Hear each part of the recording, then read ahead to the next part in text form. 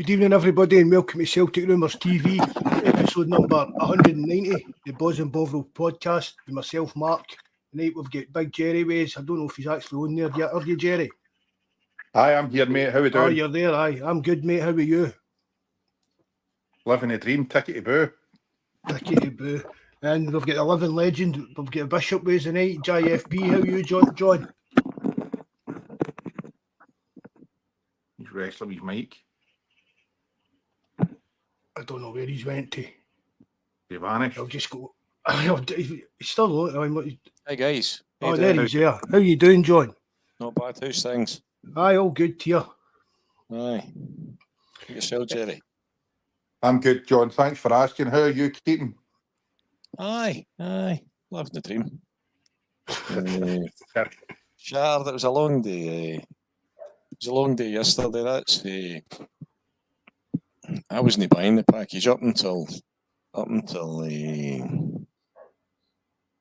if Engels and your centre back and left back and McCowan does they come in, I'm just not buying the Champions League package. But and even then it's a late night and the early mornings a killer, eh? Aye. Yeah, yep. But my laddie just bought them, eh? He just bought them, so there you go. That kind of. I'm in London on the 5th of November, so I'm going to miss. I don't know who we're playing that night, so I'm going to miss that game. But I just went myself last night. He came straight for work, so it's a long night. Like, you're not back. I mean, it was it's 11:30. I get back here last night. I'd settled for that, eh? In fact, I was saying that to my son last night. We were trying to get out that Forge car park.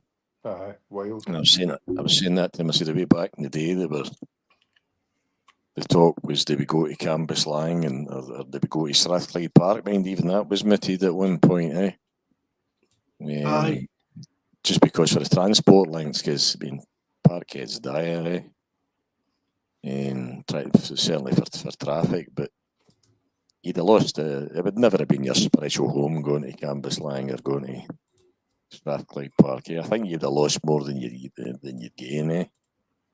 Oh, definitely. It was a crazy idea. It was just that old board just trying to hang on with their fingertips. Give us 2 minutes to do the shout-outs and that stuff, will you, lads? You know, this is a podcast for our forum, www.celticrumours.co.uk. Everybody's more than welcome to come and join in on there. Join on the Discord and that. The link to everything's in the description box below.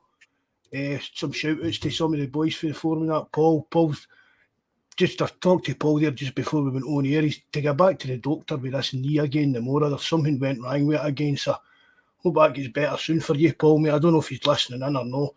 Terence is due back for his 50th golfing tournament at some point tonight. Jerry McGinn, Tim Alloy, Mikey, we join United Island somewhere up in the West Highland Way. He'll be sitting. Big Jabber, Kev, Welshie, Malika. If we go to the live chat, Bobby's in there as per usual. Liam Doyle, nice to see you, Liam. Brian, evening, Brian. Grot Bags. Evenu, nice to see you in tonight, Evenu. Thanks very much for coming in, mate. Well, you did, Jerry. You didn't make a game last night, didn't you? No. No, mate. I'm on call, unfortunately. So I gave my ticket to somebody that's not been for a while. I had the pleasure of watching it on TV though, but I was ruined the usual on call, but I could have made it. And gutted I never. But I suppose it was all right, wasn't it? I was happy enough with it, I suppose. Do you know what I mean? But do you think, John, you were at the game? Did you make it being there live and that?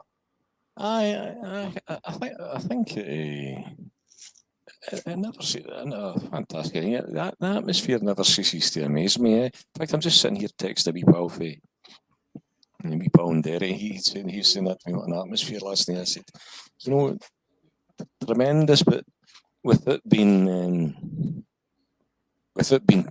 toxic the way it is when you're playing them and in the stadium, eh? Just everything's as good about an atmosphere. You could hardly even hear the. In fact, I could feel it in me again. And I think the last time I felt it like that was 3 game against Man City. Eh? Aye. It was the stadium was absolutely bouncing. It was deafening. You seen it, John, in a few of their play when they were lining up. Some of their faces, the opposing team. You seen it in their faces with the cheer and the noise that they were kind of taken aback. And they were. There's nowhere like it. Absolutely. I don't know. I've seen that to my. I've seen that to my mate there earlier on. I was listening to a wee guy speaking this morning. I've seen him before, right enough. He covers kind of Champions League games kind of across Europe and England as well, and he was blown away. He said that's hard to imagine that something could replicate that. I mean, I was saying that to my laddie last night. What is that? What is that? Just pure, unadulterated passion for your club. Everything is good. Just a love of Celtic, a hatred in everybody. Just if you could bottle that and sell it, that's just one of life's natural highs. That's just tremendous. Absolutely, it's unique. Absolutely unique, Celtic Park. I remember. I was in well. I remember about 10 years ago, and there was a period of time I didn't get, and I remember walking up the stairs and seeing the grass again, and just that emotional experience. And it's like that. Yeah, when you go up there and you see the grass, you hear the Champions League anthem. Tremendous. And that banner of the Green Brigades with Clark McNeil sleeping beside the famous photograph, sleeping beside the European Cup with the Celtic there in it. Just tremendous. Great night had by all. I'm getting to the stage now. I'm at the age where I'm trying to appreciate these nights. Job in the PR department you'll be looking for next, John? Oh, I don't think I would get a job in the PR department. Yeah. So you're a happy bunny then, John? I mean, I think when Cherry's there talking about the effective atmosphere at the beginning on them, I thought the one that stood out to me was Engels. He was you could see he was nodding his head at himself in the lineup as much to say, I'm up for this. Yep. And there's one big Casper as well. Was he when he was in the lineup? Yep. He's trying to pump up he's at the corner flag later on in the game, and he's trying to pump up the crowd as well, you know. So I mean that you can tell what he's all about. He was near his depth. I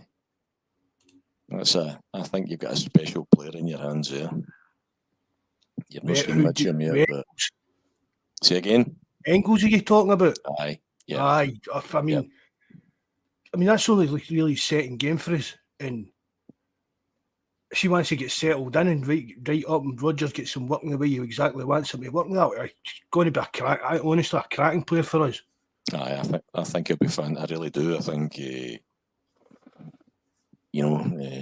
you've not seen much of him yet, but he can mix it as well. You see him when he gets he takes a dunk last night as well, and then Johnson digs it. He has a dig at the boy back at him for him, and I don't know if you saw McGregor shoving the boy out the road as well. I mean, he's got the that was that Vladimir Weiss that played with the Huns, John. That's right. You can see his dad's their gaffer too. Stud marched in the back of the socks and that day, yeah. No, that's not what that is. Is it no? No. I thought his socks were ripped. They ripped them, John, but is that right? It's a kind of. I thought it was just a fad. All these kind of young players who started doing, but somebody told me it's to do with a certain branch of the socks the players find them like maybe it's to do with their leg muscles and that. They find them too tight. So they're no Republican socks then. No, everybody. Evening, G-Doc. Nice to see you in, buddy. I thought there was something weird about it because it's been going for a while, but it turns out it's something to do with some players think the socks are. Even in plunge, I know that the socks are too tight on their calf. You see Johnson dishing it back at the Wise again after he does it. You're needing a bit, Mary. That it's too long since we've had a bit of that, Aye. Johnson's not scared to mix it though. Absolutely. On his game, he's an improvement on Juranovic, eh? Yes, definitely. So, I mean, what wasn't he enjoy? What wasn't he enjoy last night? Eh? That was fantastic. See I that thought- you were talking about Engels. Sorry, John. There was a couple of wee flashes last night. There was at one point, I think, maybe the second half, he got the ball and see the way he carried it forward, man. It was some burst and drive forward. I think it's just, I know it's early doors, as Mark said. Once he settles in, we'll see the best of him. It's only 2 games in. But he's definitely got the potential to be a lot better player, all-round player than O'Reilly was. He's merely your kind of box-to-box midfielder, isn't he? He's up and down the park doing defensive work, working the midfield, trying to get in the attacks and that as well. Whereas O'Reilly was more your kind of, to get the ball, and he was always trying to get forward. He didn't do much defensive-wise. Do you know what I mean? It was a bigger part of his game as for Engels, I don't think. I think when you see him in the lineup and he's milking the atmosphere, nodding to himself, thinking, "Oh, that's why I came here." Eh? Yep. And he's trying to pump up the crowd later on as well. And he can scalp a ball, and then he looks as if he's not got a nerve in his body when he doesn't look as if he's got any doubt about his own ability. With it being He came into a club the size of Celtic. He's still only a young man himself, right? And there's all these do you know what I mean? The guys that have played in the Champions League over the years and stuff like that. And he just came in and right away he took care of the kind of set piece kind of job. Yeah. I know it's probably I know the corners and that were probably up for grabs with O'Reilly leaving, but do you know what I mean? To just watch Stavanger in and look right away, right, I'll be taking the penalties for now on. I mean, there was no failures. You're probably there wasn't a failure in the park for me. Kyogo was frustrating me in the first half, John. I'm not going to dwell on it because he got his goal and fair play to him. But some of these sitters, dearie me, man. I know. I'm always defending him and I'll still defend him. But even I said to my laddie last night, "Oh man, looks as if he's going to need 5 chances here to score 1 day, 2." And saying that, you know, the first goal, even before scoring, Maida has a sitter. For the Johnson pass before, the one that hits me, up in Rosehead. Aye. Right there, it's a typical Maida finish, that first one, eh? Yep. And then after that as well, he gets a free header after that as well. I don't know if you remember that. Mm-hmm. It's a free header and it's straight to the keeper with it, eh? Anywhere else?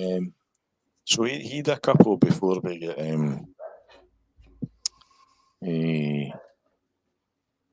before Scaldini scores with that header, eh? I think the keeper actually gets his hands to that as well, but it just seems to have he seems to get the power to get in. And then Kyogo obviously gets the second one with the pass for Kuhn. I thought Kuhn was excellent. I really do. I think you'll see under Rodgers. I think he'll bring Engels on. I think you'll see the best of Kuhn and the best of Bernardo as well. So that's 2-0 when Kyogo does get his goal. Your Engels penalty, cool as you like, 3-0. Johnson was fouled for that, eh? Aye. Was there? I don't know. It's a high foot. Whether he does foot, is it foot to foot? I'm not quite sure what happens there. I'm too far away from it. Eh? That was a high foot. He caught him. Johnson lifting his leg up. The boys picked him underneath. It looks high, eh? So that's 3-0. Their goal obviously comes. Fair play to them for that goal. That was a worldie. Aye. He could have been off. He could have been off before that, though. He'd a few. He was lucky to be on the park. But what a strike! You can't argue that. Even I'm right behind the goals there, but Taylor Sclaff's no boos, no groans because he had a good game, eh? And he wasn't the only one that had a few slaps. I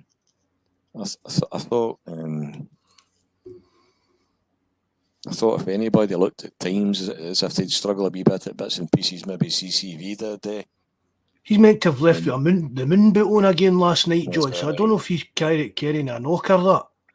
So I think she's going for. I mean, we'll talk about it later, but I imagine maybe that's how we get took off last night, and Big Justy came on. Aye, so I think, as I say, it was a Taylor Sclaff, but he had an excellent game, Taylor, and there was no boos and groans, so I think that was testament to the fact that he had a good game, so you're 3-1 at that, and then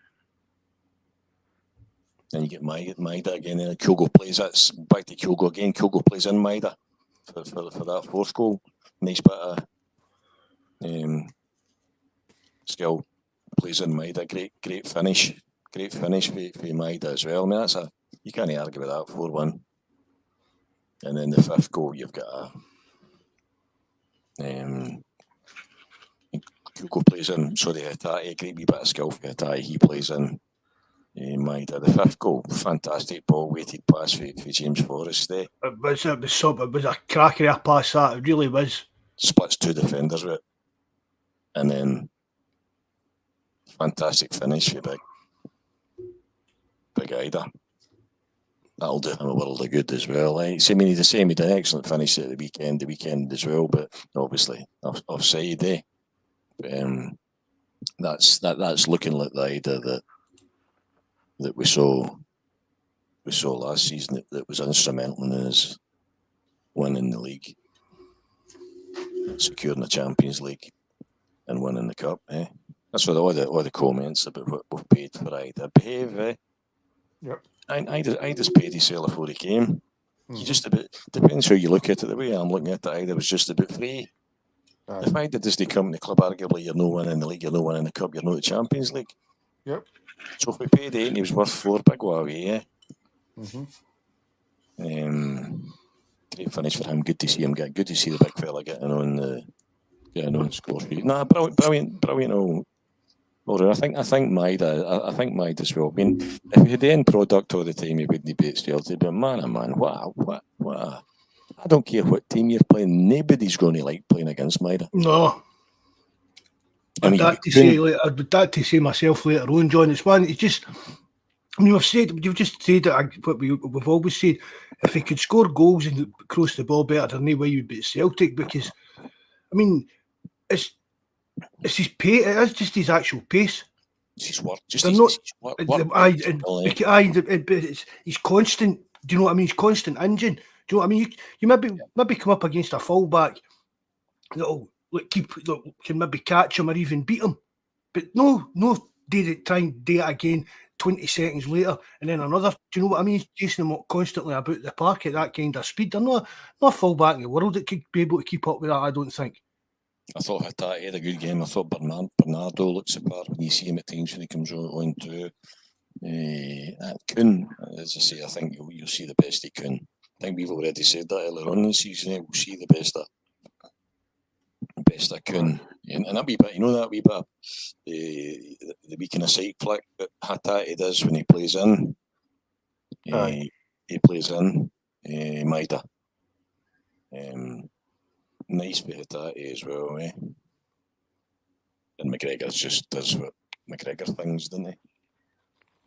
Doing all right for somebody that was finished last season, Absolutely.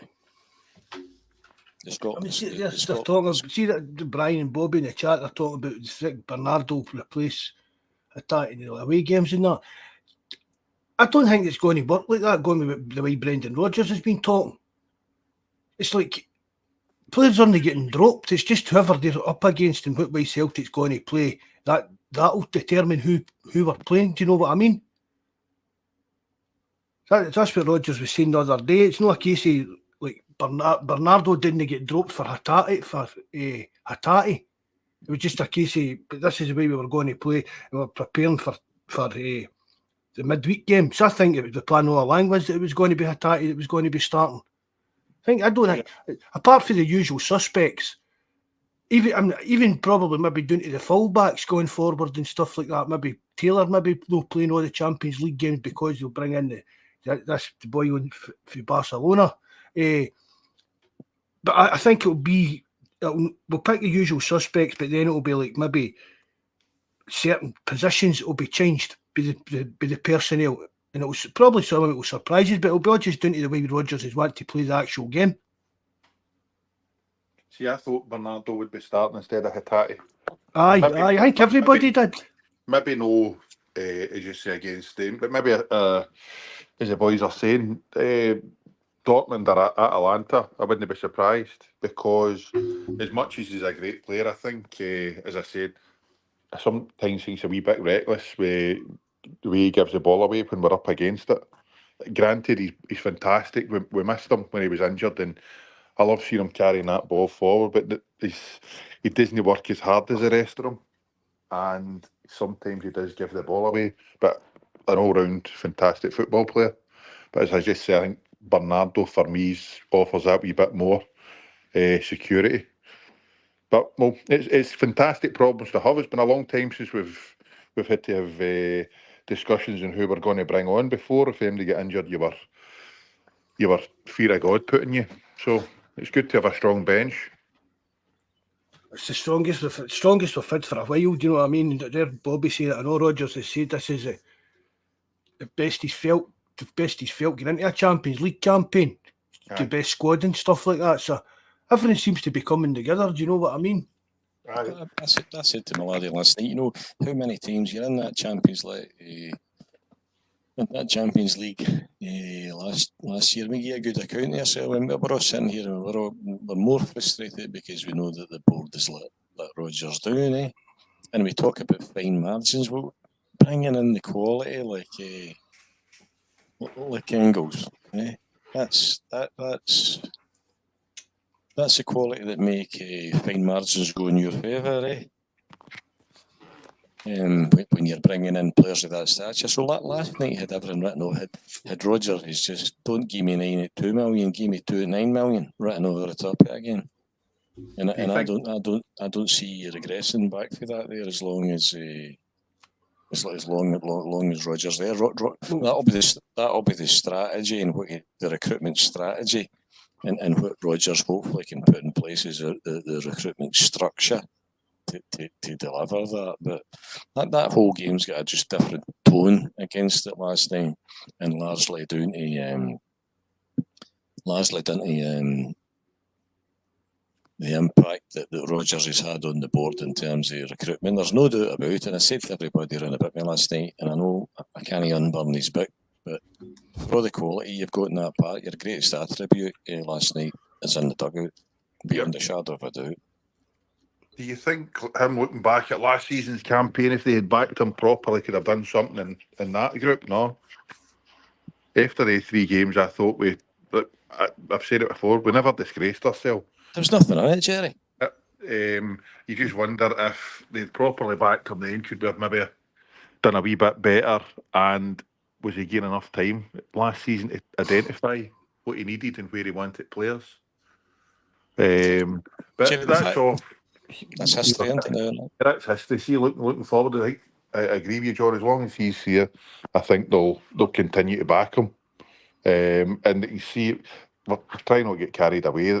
It's one game in, but we need to. It's been a long time since we've had this kind of feeling after a Champions League game, especially the first one of the group stages. So enjoy it. It's not just getting carried away. Nobody's getting carried away. I mean, there's some howlers of games to come here, but it's going back to what he says in the January transfer window when he says, "I've asked the board to be braver." Yep. You know, if you give me 2 at 9 million, you can. If you give me 2 at 10 million, I'll be able to sell them for 30, 40 million as well. That's obviously what he's meaning by. As I say, I can just about see him handing the list back in January, saying that, name your donkeys, go and get Aidan Kuhn. And then in the summertime again as well, you know, whether there's another, he's thinking, no, that's what I want. I'd rather get 2 at the 4 out of the line in terms of the quality I'm looking for than another 9 of your donkeys, Yep. And I think the fact that you see Matt Logan down the road as well, there's a price. People have paid a price for the failures there, but it's there's no doubt, as I said to you in the last podcast, if Rodgers is not at the club, Engels is not at the club. trustees know at the club. You know, it's the board's not getting there. They're not joining the dots themselves. No. Rogers has joined the dots for them. Do you think as a club this summer we've turned a corner? Are you still a bit wary about it? My wariness stems from the fact that the only reason you've turned you're attempting to turn the corner is because Rogers is steering, My concern would be if Rogers wasn't there tomorrow, that you would revert to type. Kind of wait and see what the next move is with the board, kind of thing, to help Rogers get to where he wants to be. But we're all realistic. Do you know what I mean? There's none of us are sitting here that think we've got any realistic chance of winning the Champions League. And Rodgers will know that himself. Do you know what I mean? It may be a better chance of winning the Europa League, but we don't want to drop down to that level. All you want is to be able to say, you know what? Well, let's see if we can break a few noses and blacken a few eyes. And at least if somebody's going to come here, if they're going to come to Celtic Park and get away with the 3 points, well, you're going to need to work for it then, Aye. Back to the kind of days, John. The kind of days when it was when Celtic Park was a fortress. You had Paul Lambert was talking under a nail and he says, see if you want to come and play football, we can play football. If you want to go out and come and mix it, we'll mix it as well, I think it was Brian had said there was a arrogant elegance for Engels. That's no far away. The boy just looks as if he's got a bit of a self-place. It's like Rogers. I mean, many times have I said I wouldn't want to run about with Rogers. I don't own a Gucci belt, but I don't believe you. You know the we'll write our own narrative, we'll write our own ending. This is our paradise. Let's make it hell for the last 3 games of life. Let's make it hell for the three for the other team in the last 3 games of the season. He's with the ego comes the self-belief and the arrogance that got you over the line last year, and I'm not convinced anybody else would have. I'm not convinced Angie would have, with the politics and everything that we've spoken about, the Eddie manager of the field, beating that siege mentality. But he's and I said to you a while ago that I felt that Rogers that everybody else's jacket was in a sugar peg than Rogers's was. I just hope. I mean, he said it. He's talked about. He's put the problem on the table. He said the recruitment side of the club is, in terms of strategy and structure, is broken. It looks as if they're buying into his strategy, and now they put the need to put in place is the structure to deliver that strategy. But no, you don't want to detract anything for last night. No, I think last night you're not turning. If you turned a corner, maybe no. But what you have is surely last night we're at least peeking round the corner, then, aren't we? Absolutely, surely. I was driving home last night, and I'm thinking, surely that must be giving the board at least a glimpse of the potential at Celtic Park, both in terms of you competing at that level and the support that you bring there last night. I mean, Peter Law's comment was pathetic the other day there. We've got a reputation for participation in Europe. That comment that just tells me that whatever age Peter Law is and whatever he's achieved, the good things he's done, see, when it's time to go. But when you're coming up with that, that comment speaks volumes about the thinking there, The club that's earned a reputation for participating in the Champions League. Aye, that went down a lead balloon, Peter, So I'm hoping last night that last night gives a wee inkling or a wee glimpse of the potential that I've said to you repeatedly, that I don't think the Celtic board is anywhere near even don't even have awareness as much as don't have any ambition to realise. And you just hope that whoever Roger's ears needs to have, if it's Desmond's ear or whoever he is, he needs to have the chief executive's Nicholson's But he sees, look, this is what we could do here. We just been, as he said in January, that wee bit braver, So you're certainly looking round you've had a wee cake round the corner, and maybe you hopefully you've let the board see what a wee cake round the corner could look like. I mean, I was looking just, but you know what I'm like. I'm up late at night reading all sorts of stupid stuff. That's how you get messages at 1:30 in the morning and that, so I don't forget anything. But I was reading up, and it's like, see, if we get into this last round, if we get into the last round of 16, that's getting played in March. Do you know what I mean? That's nearly a full season of European football. Do you know what I mean?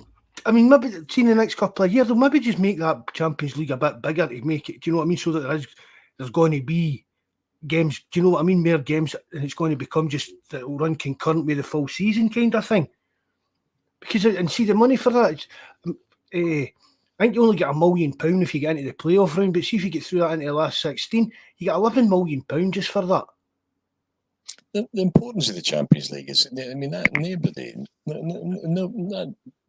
all bright enough to realise in so many fronts. One even as part of your business plan in terms of your product, in terms of that's what I want to go and watch there last night. An atmosphere like that. That's you've got that, or you've got going the other way. That the Celtic board would take you back to the Tap Tier shop in Ronnie Dyla days. That's your option here. They could take you. They potentially would take you a place where you couldn't even maintain your interest. Over and above that, attracting players. Engels is wanting to come. He's wanting to come there. He's wanting to come here because he's got him 8 games in your Champions League, which is effectively, you're saying there's effectively a quarter of a league season. Mm-hmm. But to do that, I'm sure Rodgers will be sitting, you know what, I need to build a squad this season that will ensure qualification for the Champions League next season when we need to qualify. I'm quite confident, Paul, John, because I think we'll be seeded in that. Yeah. So I think we could. The chances it'll be like a game we played last night. Maybe, do you know what I mean? It'll be like that kind of levelly team. I think we'll hopefully that's who we'll get, because I think we'll only be playing one of them, a two-legged round. But if we're seeded in that'll go a long way to making sure that we do get in. Evening, Kaiser, mate. Nice to see you, buddy. I think you can be comfortable that part of the strategy, that when you get back to the trough again in terms of your next bit of recruitment, Rodgers is saying, remember, 2 9s, no 9 2s. Aye. Don't be thinking that come. Well, we can't touch wood, but we never know what's going to happen with a player like Engels. Do you know what I mean? But it's not a case of we'll sell Engels and replace him with a dearer player. We want to be replacing the likes of the left back position. Buying a £10 million left back. Do you know what I mean? That's what I'm saying. As I said earlier on there, we talk about you're in the Champions League last year and you're thinking fine margins, and it's just that wee bit of quality that makes the fine margins go and start to go in your favour. And I think it's clear that the aspirations, the vision, and the ambition that Rodgers has got, and that he's trying to impart that to the powers that be around about him. I just hope he's there long enough and he actually does get the remit and gets carte blanche to go and put in place what he needs to go in place. And nobody's kidded last night in terms of beating anybody in the Champions League 5-1's a good result for Celtic. Celtic's performance over the last number of years wasn't such that anybody could get in there overconfident last night. That was a fantastic result last night. But equally said, you know what's coming next. You've got Dortmund, you've got Atalanta, different calibre of opposition moving forward again.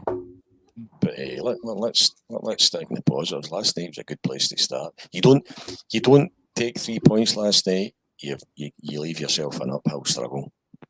You take 3 points, the bit of belief that comes with that, the feel-good factor, all of a sudden you're thinking, You know what? Maybe anything's possible, eh? I think it was the style of the performance as well, John. I mean, I thought it and all that, but I know a lot of people were writing them off, but you never know, do you know what I mean? And again, over the years, you never know what Celtic's going to turn up in a Champions League game. But if we'd only won that 1-0 or that last night, you're happy we've won, we've got the points, we've got the money, whatever. But it was actual performance, the way the team actually played. Went out there and just blew the opposition away. I think that's even kind of added to the kind of feel-good factor.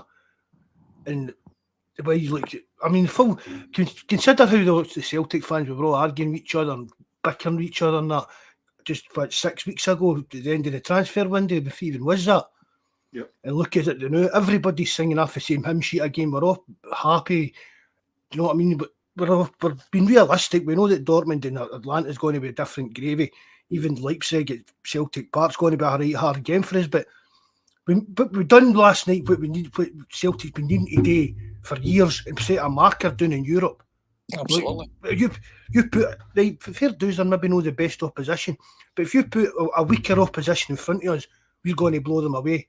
That's do you know what I mean? And then the harder teams, you said earlier, John, the harder teams, they know if they're coming to Celtic Park, if they want anything for that game, they're going to need to work for the full 90 minutes as hard as they can to get anything out of that game. And you can't ask for anything. You can't ask for anything more for the players or the management or anybody really than that. Bang on, and I think you know, as long as Brendan Rodgers there, you'll not be piting fucking Barcelona up the Celtic way, eh? Mm-hmm. You know, this is our paradise, eh? Let's make it hell for the next 3 opposing teams. You need to get back to that a wee bit, eh? It's just, if I've got any concern, my concern is just the extent to which I see where we are here has been attributable to Brendan Rodgers and what he's bringing to the club. Eh? Yep. That's I just hope that we start to see him starting to put the bits and pieces in place over I'd love to hear us we're appointing a director of football, we're appointing a head of recruitment, we're appointing a head scout, whatever it is we're putting in place. Tell us what we're putting in place. And once it's in, I mean, see if we do this, John, even in Red Scotland, thanks for coming in again, mate. Nice to see you, buddy. See if we do this, John, and keep Rodgers happy. I mean, he'd like to go and work in Spain, though. I mean, he's always said that he likes that kind of the Spanish league and stuff like that. But there's no reason for Rodgers not to be at Celtic for the next 5-6 years at least. If we do, Absolutely. Let's be honest, John. Is he going to get a big job again? Is he going to leave? Is he going to leave Celtic and take over a club that's at the level that's capable of winning the Champions League? I think he's ship sealed with that. I think, to be honest, can you see a Man City or an Arsenal or that giving him a job? PSG, Real Madrid, or anything? No, I think there's a lot at Celtic Park that ticks a box for Brendan Rodgers. Aye. So if he can keep that and he's doing well in Europe year on year and we're backing him with who players he's wanting, there's no reason for him to leave. He's only 51. Aye. He's I mean, what age is the Spurs manager? I think he was about the same age as me. I mean, Rodgers is about 10 years behind that. It's I mean, it's as I say, I'm threatening to start the Brendan Rodgers is here for 10 in a row song, but it could build. I mean, it could build his own dynasty, John. Absolutely. That would put him back. I mean, he's obviously going to be in the record books. Do you know what I mean? He's one of our best managers. I said to my laddie last night, and I've said it to you guys as well before. I couldn't make up back to the old ground. I couldn't understand at the time. I thought, what are you back here for? What are you back here for? Because you can't better what you did the first time, and you know that half the support at least doesn't even want you back, eh? Half of Glasgow does they want. What are you doing here? And all I was genuinely left with was two bits: was to make an impact in Europe and to genuinely make amends for what had went before. I said to my laddie last night, you get to a time in your life when you start to think to yourself, I think, what's my legacy? what's my legacy here? Do you know? It's and I said to my lad at the time, I said to you guys as well, you know, you get that point in your life when you think, I've got 50 million in the bank. Thanks Rogers, but half of Glasgow and my family and the people in the club that I held dear thinks I'm a C word, eh? and if you've got 50 million in the bank and everybody thinks you're a C word, all you are is a C word with 50 million in the bank, eh? So to me, it starts to become about your legacy, and that's certainly about. For whatever reason, I don't think the Brendan Rodgers that come back is the Brendan Rodgers that left. Oh no, definitely no. He admits that himself as well. He says he's learned a lot from he was here the last time and stuff like that. Aye. Well, he's getting older than that as well, eh? I'll be guys in the chat there are talking about getting him on a new contract and that, but I think that should be happening pretty soon. I mean, he's only on a 3-year deal, isn't he? That's him into the second year already. If they announced another 3-year contract from tomorrow, I would be absolutely delighted.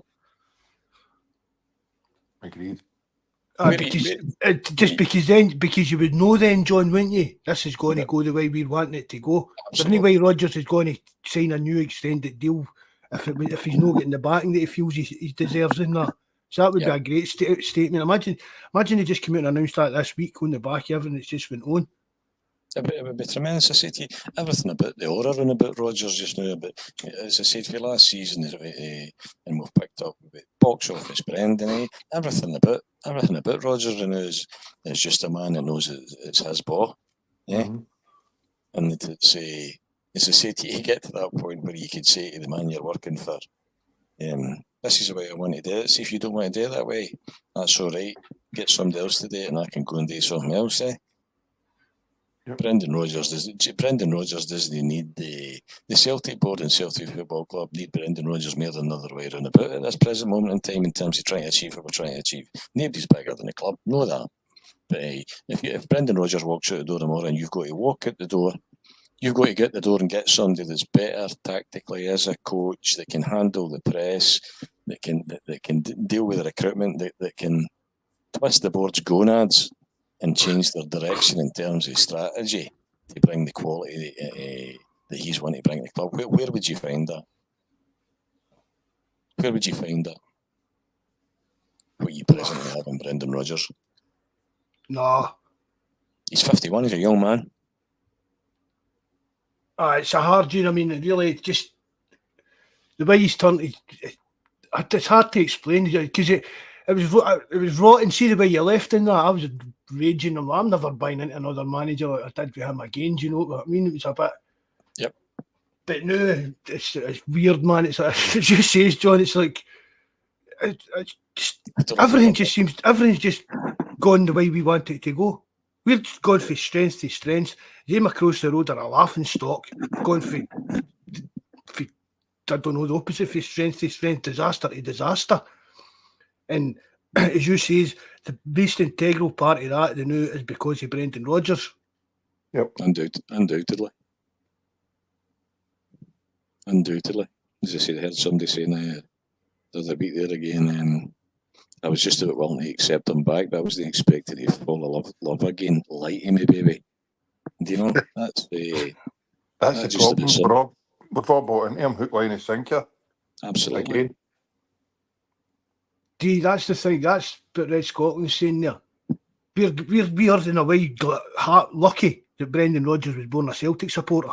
Absolutely. Celtic simply cannot get a better manager than them. Absolutely. Every day of the week and twice to Sunday. Who else? If you got somebody that's got the coaching capability, who else would have been able to put their Bawz in the line and get the Celtic board to change direction in terms of their recruitment strategy and hopefully in terms of their recruitment structure moving forward? It's the package you've got with Rodgers, Yep. Aye, I mean, we could go and get some fancy foreign coach that would come in and, well, look at Ange. We were talking about Ange being here for a few years and then taking up the head of director of football role and all that. 18, 20 months he was here, and then the next thing he's away, I think we're back to speaking to Spurs and that. So the thing with that is, I mean, there's no way Rodgers would walk out of Celtic mid-season again. I don't think, unless it was something like serious in his private, like, do you know what I mean? His private life or something like that. But another manager would just be coming into his, oh, look at Celtic, they're doing well, but they just see it as a stepping stone. Again, like a lot of the players do. And I don't mind that with players, but I'm not wanting a manager to come in and I'm not wanting Celtic to be seen as a club like that. Do you know what I mean? Like the managers are seen as a stepping stone. I suppose that concerns me. Anything can happen, you know. Nothing's permanent in this life. The only thing that's constant is change.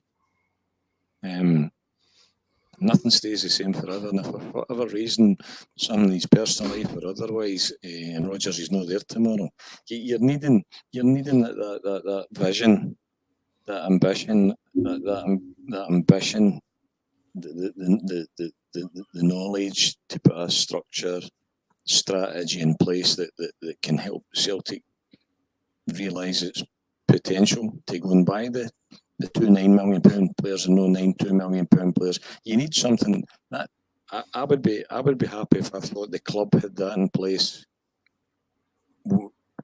irrespective of whether Brendan Rodgers was there or not. Brendan Rodgers is, I think I said to you the other week, my gut feeling was that Brendan comes back to the club, sees all these names on the doors, head of recruitment, pop, and thinks, oh man, this is better than it was when I left. So he's sitting in box 2 thinking, right, I just want to catch his words. I just want to coach players that you give me. That's my job. That's what I like then. So he's sitting in box number 2 waiting to see what's coming up the conveyor belt. And there's a pile of shite comes up the conveyor belt. And he thinks, you know what? I'm going to need to get into fucking box 1 and sort box 1 out as well. Aye. So he's...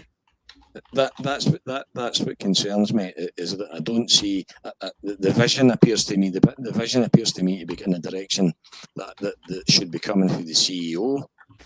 Would appear to me to be coming through the manager, and that's no long term. That's no long term strategy. That strategy needs to be that business, the recruitment strategy, the business model, the recruitment strategy, the recruitment structure needs to be something the club sees. And the manager just comes in and plugs into that. How many times have you said it doesn't matter? Managers come and go, and Celtic do what they do. I'm just concerned that we, just the same as we were overly reliant on the Spurs manager when he came in and built a team in the first season because he knew the Asian market. Equally, I'm concerned now that we're overly reliant. It's fine that Rodgers can do what he does, but we need to. It's generally said that you've got a good business when your business can run with it. Yeah, and with the point you want to aspire is to be able to take Brendan Rodgers out of that, and the model would be there that would continue as is. Evening, Kenneth. Nice to see you again, bud. Somebody else, Cameron. Nice to see you, Cameron, mate. Thanks for coming in. Well, again, John, it goes back to the old director of football argument, didn't it? I mean, I would be wanting to go to your Copenhagen's and your Brightons and see what are they doing? What somebody's doing? What are they doing that we could be doing? And Rodgers is, for me, it looks to me, in simple terms, is through his career. Swansea, Liverpool, latterly Leicester. The exposure to that, to how a big club operates, to a greater extent than either Michael Nicholson or anybody else round about him has had.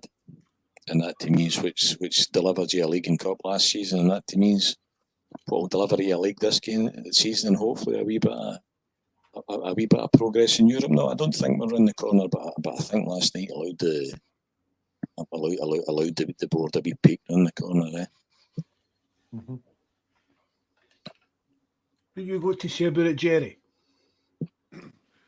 I got to agree with everything John He said, mate, I think Rodgers is our biggest asset, and if he wasn't a fan, then I think we'd be banging bother. But I see Bobby's going about that Virgo Harkin. Whatever happened to him?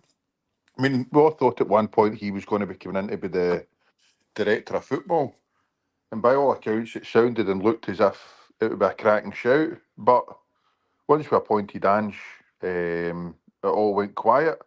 And was he no link to the Eddie Howe was coming in? Yes. Aye. That was the same kind of time, wasn't it? Yeah, Ange, aye. So, but it's Stuart Baxter, mind him for that name for the past. No. You mind that, John? Every time his Celtic job came up, he was getting linked to it back in the 90s. One in this worked in Sweden and that, was it? Aye, he was up there. Aye, it worked up that neck of the woods. Aye, but as John said, God forbid anything happens to Rodgers. I don't think he would walk out again. He would get lynched this time. So if we had the proper structure in place going forward, it would help us. But we keep going on about it. If this is what Rodgers wants, I think that's what he'll get. And it was interesting. He's gutted the club. He's got rid of a lot of dead wood. He's obviously brought in his own players, and then you're hearing get rid of Matt Lowell. You're hearing stories that you maybe think that Peter Lowell's ready to chuck it. So I don't know if he's going to be getting his own way in. Do you think he would? I mean, before when he was here, he touted Kennedy for a director of football role. So he can't be opposed to it, and he worked with one at Leicester. So he can't be against the idea. Surely if he thinks it's a good idea, he's going to have brought it up. Every big club's got a director of football, but do you know what I mean? It's ridiculous at Celtic, haven't they? Aye. Or a technical director or whatever kind of name you want to give them. It's just job titles, but no matter where you go to, the club will work with that kind of system. It's just the way the modern game is, and Celtic's been dragging their heels against it for years. Yep. I mean, I've been going on about that for I started on the forum and everything, haven't I? As long as you've known me, Jerry and John, for years I've been going on about a director of football. Yep. It's I don't know why. I just don't know why. What the reason is behind it. I think that's down to Peter Lowell. I know I'm not kind of don't back him, but I've kind of trying to be realistic about it when it comes to Peter Lowell. I think that's been down to Peter Lowell, because that's if you appoint a director of football, that's you're putting a clear line between the business side of it and the business side of it and your football department. Do you know what I mean?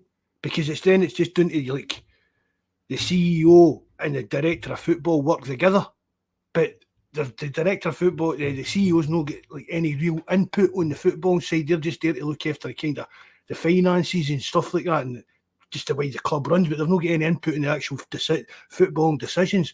That's honestly, I put that down to Peter Lowell. Mm-hmm.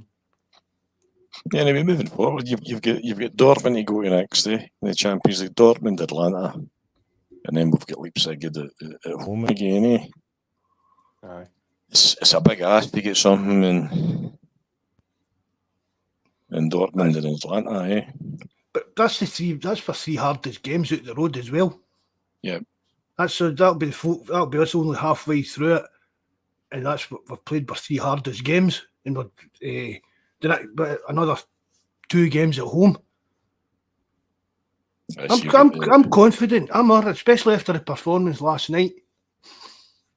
You've got Leipzig, then you've got Bruges at home, and then you've got the young Billy Boys of Brigton as well. And is that January?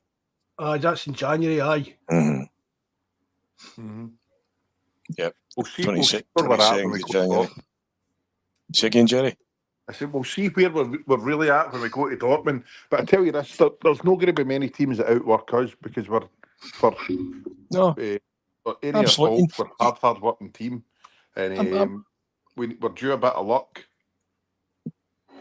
If you're due a bit of luck, and if anybody's sitting with his pencil and paper at having a look at Dortmund and thinking how to get there, and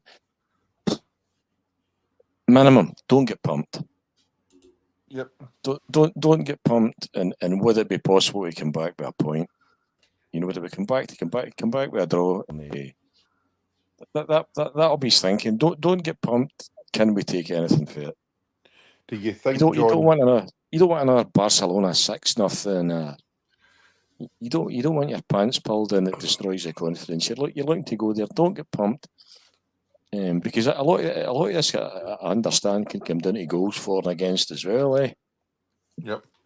But So- even apart from Atletico last season, we didn't really get pumped. You know what I mean? It was closer. Yep. Again, with the improvements in the team, with guys like Engels, the players that are even improved. We'll talk about what John's put up on the screen there in a minute. The players that Rodgers has improved and stuff. Dortmund, right? It's a hard game. I'd love us to get a point, right?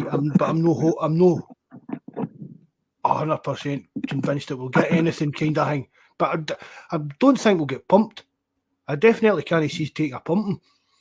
Even again with Atlanta and Leipzig's at home, I can't see we'll get pumped with them at home, definitely no. But even at Atlanta, again, it'll be a right hard game. Anything out, it's a bonus. But I can't see us getting pumped. I just think that going back to Rodgers, the tactic, you know what I mean, the way he sets the teams up. Somebody put up earlier on that we'll just play the way we played in the pre-season friendlies or in America, just a counter-attacking kind of style that we played in them. So I think we've moved on for taking pumpings. Jake, he'll tweak it, Mark, or Jake, he'll set us up the way we were last night. I think he'll set us again. He'll maybe, do you know what I mean? If you're away, maybe you'll play a big guy up front to get a bit somebody that can hold the ball up a bit better and stuff like that. But I just think it'll be a bit more. Just do what you did. Keep it simple. Do what you did. Do the simple things easy. Do you know what I mean? Just keep it that kind of way. Don't make stupid mistakes, because that's what it was last season. Stupid mistakes, just lapses in concentration and stuff like that. Just be fine margins and get them ironed out. And I don't see any team really being able to give any kind of serious doing. Basically, he's a year under his belt with the player, with a lot of the players now. He was having to hit the ground running last year. He's got a year under his belt. As I said, he did allude the day. He said everybody thinks you've got to play a different game in the Champions League. I think, I'm not quoting him verbatim, but what he kind of alluded to was the fact that he doesn't think that's the case. He just need to do what you do better. So it looks to me as if he intends to play his own game, other than just maybe what you're saying. So you'd like to think, I don't know, for the last time in and managing Leicester, were relative to what he was playing against and the resources some of the public had on about him. Did they learn a bit of pragmatism there if he was here the first time? I always had a wee question mark over him and his ability to set up a team not to lose. Well, that'll become apparent in the next. Whether he's somewhere between that pragmatism and the Spurs managers' plan A, plan B is today, plan A better. But beyond that, I think what I said to you, we said last year, it's about fine margins. It was fine margins last year, and he was just in the door.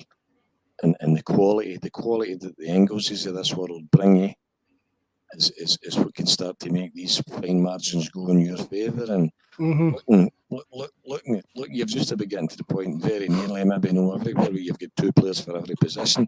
You've just about got to the point now, what I could see looking at it, the Celtic second string squad could win the Scottish League. So something happens, even in the Champions League. And if you do pick up an injury, if somebody's having a howler, you've got somebody of similar ability or stature to come in and cover. These are the things for me that can start to make the fine margins go in your favour. And I certainly don't think Celtic will be going under Rodgers or be going to Dortmund overawed. If somebody's capable of getting into their head, Jerry, if somebody's capable of getting into the player's head and developing that sense of self-belief, he's the man to do that. I don't think there's no doubt, John, that he's definitely changed from the first time around. The first time around, he did want to go toe to toe, and I think I pretty much said that he would always play kind of his way. It was his way or no way, and he always wanted to obviously try and play football. And he would always get beat trying to play football. But there's times when tactically you can't go toe to toe with your PSGs and some of the other teams. But this time round, even the last season's campaign, you could see there was a difference in approach. And a couple of times we used it last season with some of the silly mistakes. It was as if we're a wee bit naive.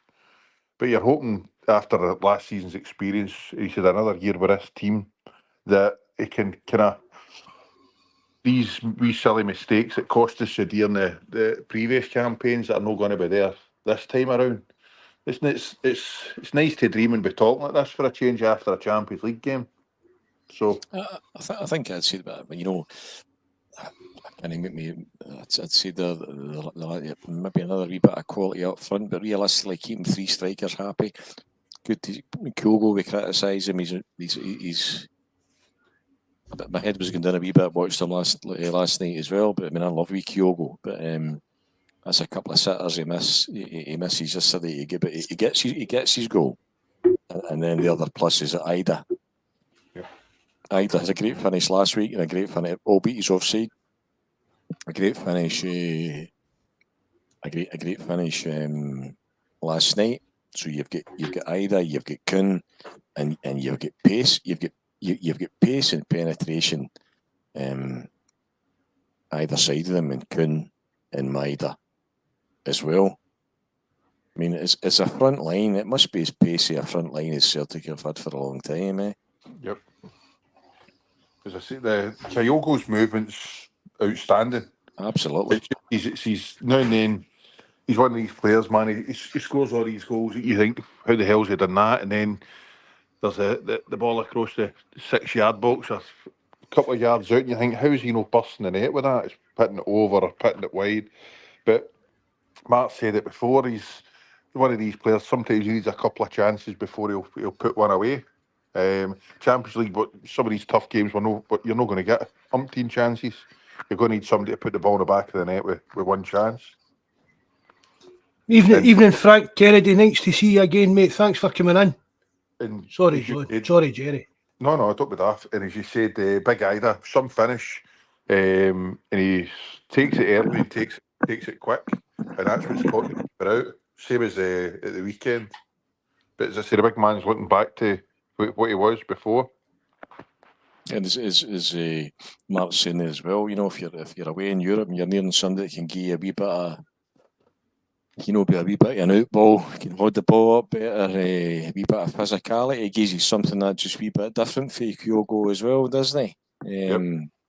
So if you look along that front line between Maida, Kuhn, Ida, Kyogo, you've got options there. You've got options along the front there. You've got an embarrassment of riches in midfield, haven't you? Yep. With Bernardo, Hatate, McGregor, Engels. You've got an embarrassment of riches in there, haven't you? You've brought on I've not seen any of him yet, but I didn't even. I tried to watch him when he came on last night, but it wasn't on long enough. You brought in another American international centre half to bolter up the centre of the defence. Scales, it still Scales his jersey for me every day of the week. It's no reason that jersey comes off him. Just to put up left up on the screen here, for John here, who do you think is currently the most improved player under Rodgers? Scales every day for me. Absolutely, and as I said, at right back, Alistair Johnson to me is a mark-up on the boy. Just gets it. See him punching the air against the Rangers game. Watch him in the camp, and the crowd's going, and the camera's going along. He's standing there with his chest pure puffed out. Alistair Johnson was loving it last night as well. Oh, he just loves it, and you know, criticised as he gets. Airdrie's finest, the 9 times out of 10 is capable of being a capable deputy. He's an international football player, Tony Ralston. He's all know I love. I think keeper, as much as I love Joe Hart's, arguably a step up for Joe Hart. I love wee Taylor. Aye, we know all his deficiencies. The one signing that probably didn't stack up to me was the young boy for Barcelona, and I've not seen him, so I'll hold my waist. But he'll need to start this weekend. See again. I think he'll need to start this weekend. Yeah. Well, I just talking about it in the chat anyway. What is your team for the weekend, Jerry? Need to go for a few changes. Obviously, I'd keep Schmeichel in goals. I would go with Trusty's going to be starting at the back. I'd go with AJ, Trusty. I don't want to change too many. Scales and that young left back, is it Valley, his name is? Bernardo. I'm going to rest McGregor, right? Bernardo, Engels, then I'll need to be Hatate. Start McKibben. Aye, in fact, that's a shirt I totally forgot all about him. I should have just kept that for my own team. Aye, you've finished up there. Didn't you sell a kipper there? Aye. McCown, I was right enough, first time. Big Ida up top, and then James Forrest on the right, and on the left, I don't know if I would go with. Give Palmer a go. I would fire in Palmer. Was McKibben cup tied? Yep. No, is he? Oh, they're Bobby saying it. Right. Yep. Nah, that rules him out. Aye.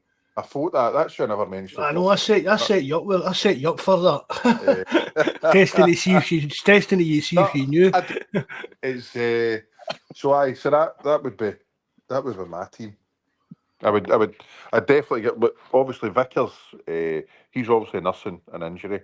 The young left back's going to need games, so Trusty and him are definitely starting. Bernardo's needing a game. McGregor could be doing with a rest.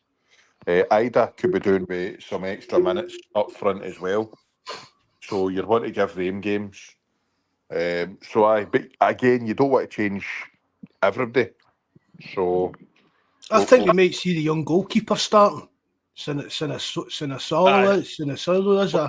You're already changed your left and your right back and that, and your left back and your centre half. So, do we need a keeper? Somebody else should put it in the chat earlier, but exactly the same way I feel. See, you can see the goal. You're not expecting somebody to score against us now. No, That's weird. Obviously we had Schmeichel's had 5 clean sheets in the league. He lost one in the cup. Then he lost one last night. But after all these games, you're still thinking, somebody scored against us. What's going on? So what was it? Was it a record that in terms of losing a goal in the opening 5 games? Has equalled the record? Do we need another one to do that again then in the league to win to beat the record? Is that right? 1906, 1907, I think it was. Aye. It was just as equalled it. Aye. Yep. So I think he'll get it anyway. That's a club record. I don't think it's a Scottish record. Or is it just a club record? Well, the bottom line is there's no any point in having a depth of squad if you can't utilise that depth. Exactly. And it's last season we're banging on all these cup games. These cup games play the youths and play the reserve, play the ones that they get a game. But at the same token, McGregor started this season on fire. He's chucked the Scotland squad. I think he'll find the benefits. Do you know what? To flog him, so you're going to be given. He'd be the first person I'd be resting for the weekend. Surely with the embarrassment of riches you've got in the middle of the park, you don't need to play Callum McGregor to beat Falkirk. Exactly. No, definitely not. Even if as well as Johnson's been playing as well, he had a bit of a niggling international duty as well. I don't see any reason why Tony Ralston couldn't start there too. And I think Trusty looks a stick on to replace Vickers, who's obviously carrying a bit of an injury. I don't see Scaldini no playing. I think he's probably got to start. You can't change the two centre halves. I could see him. He's got to be your captain. No, he could. He could play. He plays beside Trusty.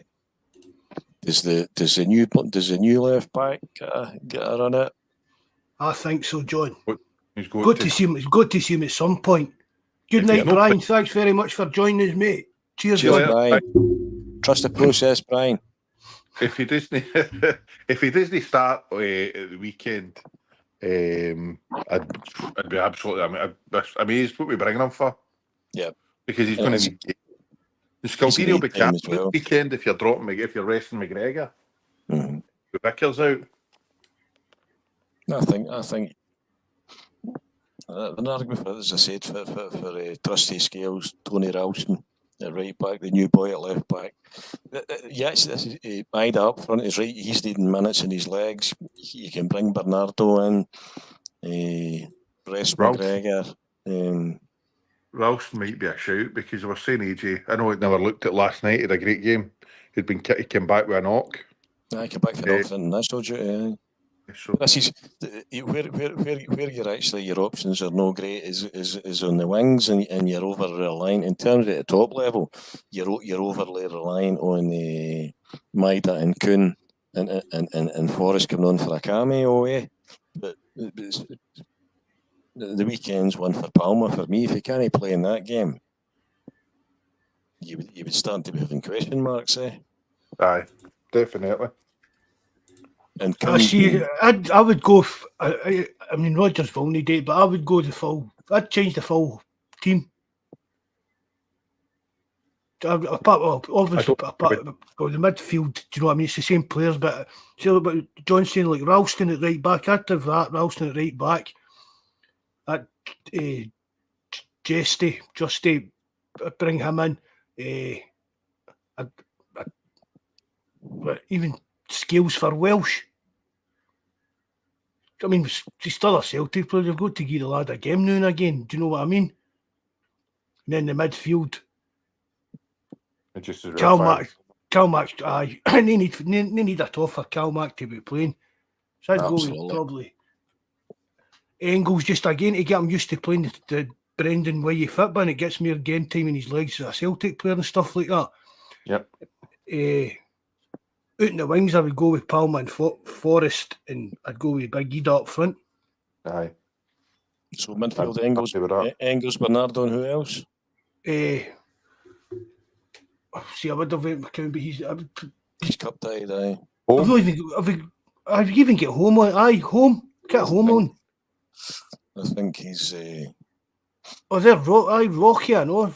Is he fit now, Norowski? Aye, he was on the bench last night, wasn't he?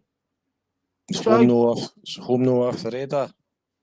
He's not in the Champions squad. Aye, he's not in the Champions League squad. Yeah.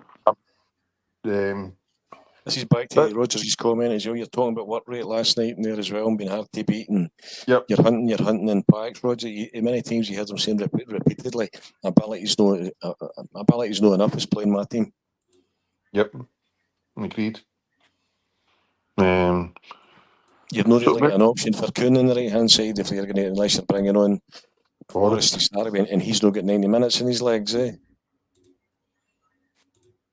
I would be giving James a game anyway. Yeah. What's your other options in the right wing? Is it a new lease of life, really, for Forrest? That boy plays through last night. It's just sublime. He's a better player, isn't he? But mind just before Rodgers came in the first, was it when Rodgers? No. When Rodgers came in the first time, mind everybody was writing off Scott Brown and that. Look at the rejuvenation that we saw in Scott Brown under Rodgers. Is the same thing? We've seen the same thing with Forrest under him this time.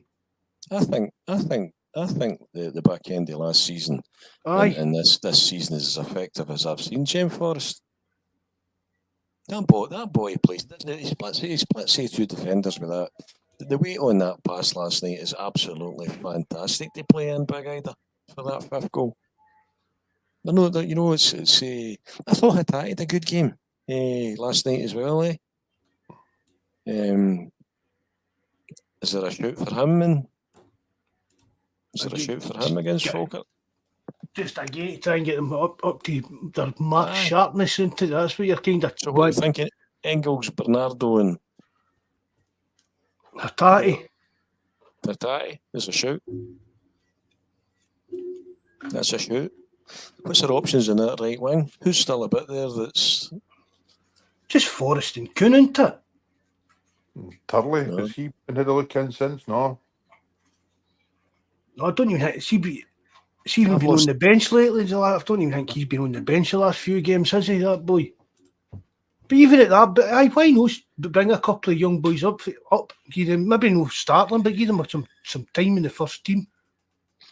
Bobby saying Yang. Who's on loan to Hibs? My head's Friday night. Who we got on loan to Hibs? Nobody. Con. No, we have. Squad. Was that where Con's Con on. went to? Yeah. So we've still got Yang at the club then, Bobby, then, eh? Aye, Yang's still there, aye. And what I was sold, eh? But you'd have a Yang at the. You'd put Yang in the left.